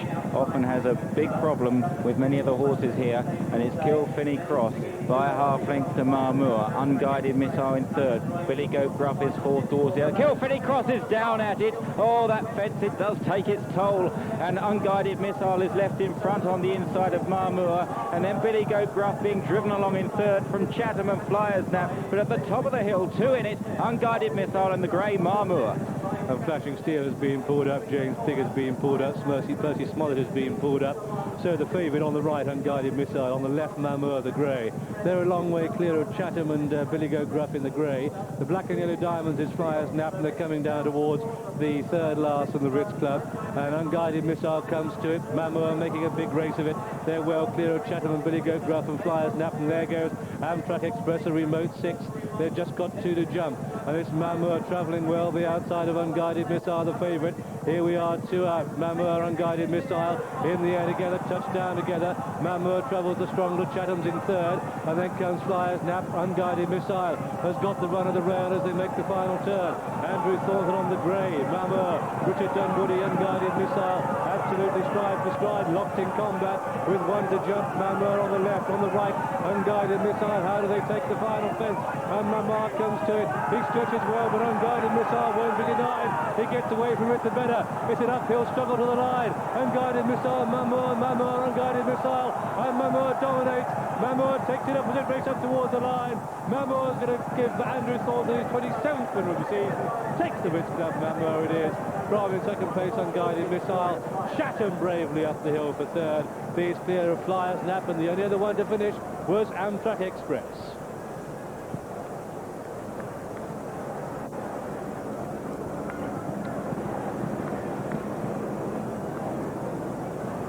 Mamur, and a great winner for the Tim Forster stable.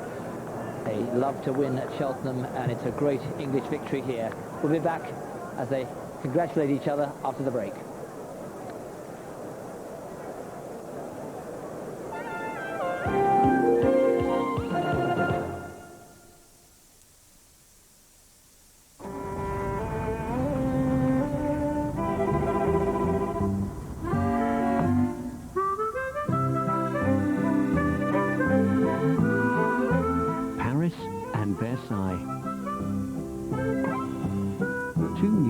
Special edition Renault Clios.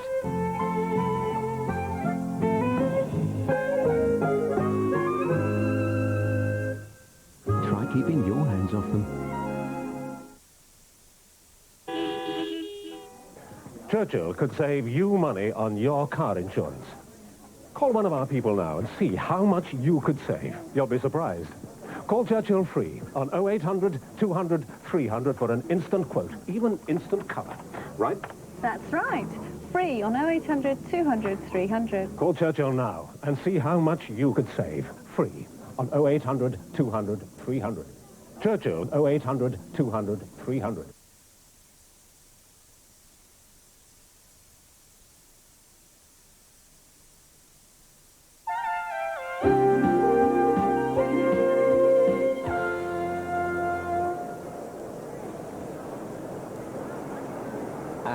Man there, Andrew Thornton, a first festival winner, as like Warren Barton today, first festival winner on Mamur. Let's now take the SP from Simon Holt. Yes, first number 8 Mamur at 13 to 2. Second number 2 Unguided Missile, the 11 to 4 favourite, and third number 5 Chatham at 28 to 1. 2 non-runners, number 7 and 10, 10 ran. Now the earlier SPs from Cheltenham, the first race, the Sitchin Supreme Novices Hurdle, first number 8 In Defence at 25 to 1, second number 9 Kimaniki at 11 to 2, and third number 5 Castle Sweep, the 7 to 2 favourite. Non-runner number 22, 27 ran. The Guinness Arkell Challenge Trophy, first number 14 Ventana Canyon at 7 to 1, second number 1 Arctic Kinsman at 13 to 2, and third number 12 Super Coin at 66 to 1. Number 16 Dravogi was the 7 to 2 favourite, 16 ran. The Smurfit Champion Hurdle result, first number 4 Collier Bay at 9 to 1, second number 1 Alderbrook, the 11 to 10 on favourite, and third number 11 Pridwell at 33 to 1, 16 ran.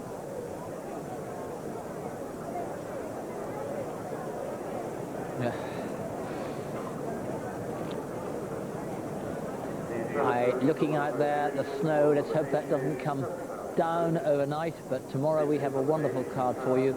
The Sunderland Novices, 2 mile 5 that is, at 2:15, big field there, some 25 runners go in that, then 7 go in the Queen Mother Champion, Soundman, Clarence Davis, Strong Platinum Travado, and of course flying flagship, Viking Flagship, 23 in the Coral Cup at 3:30, and finally the Sunderland, 13 go.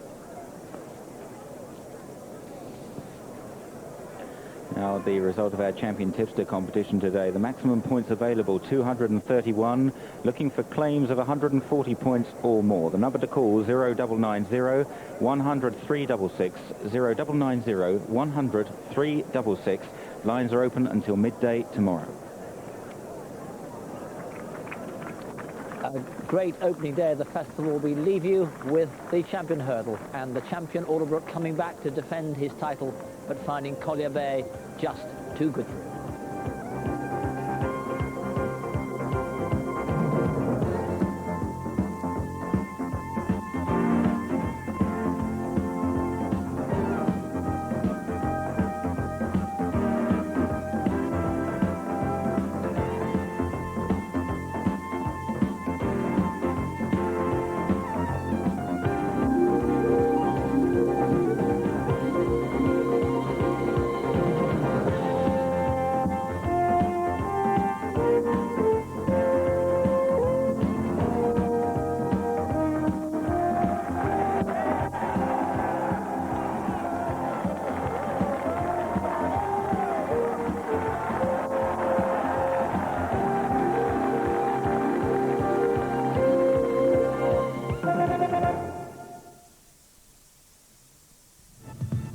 A car is more than just a machine with 4 wheels. Barbara handles the dipstick like an expert. 1996 marks 100 years of motoring in Britain. Stop and I'll pump you full of a region. Oily rags and memories of the real motor spirit with Motor Mania. Tonight at 8 on Channel 4.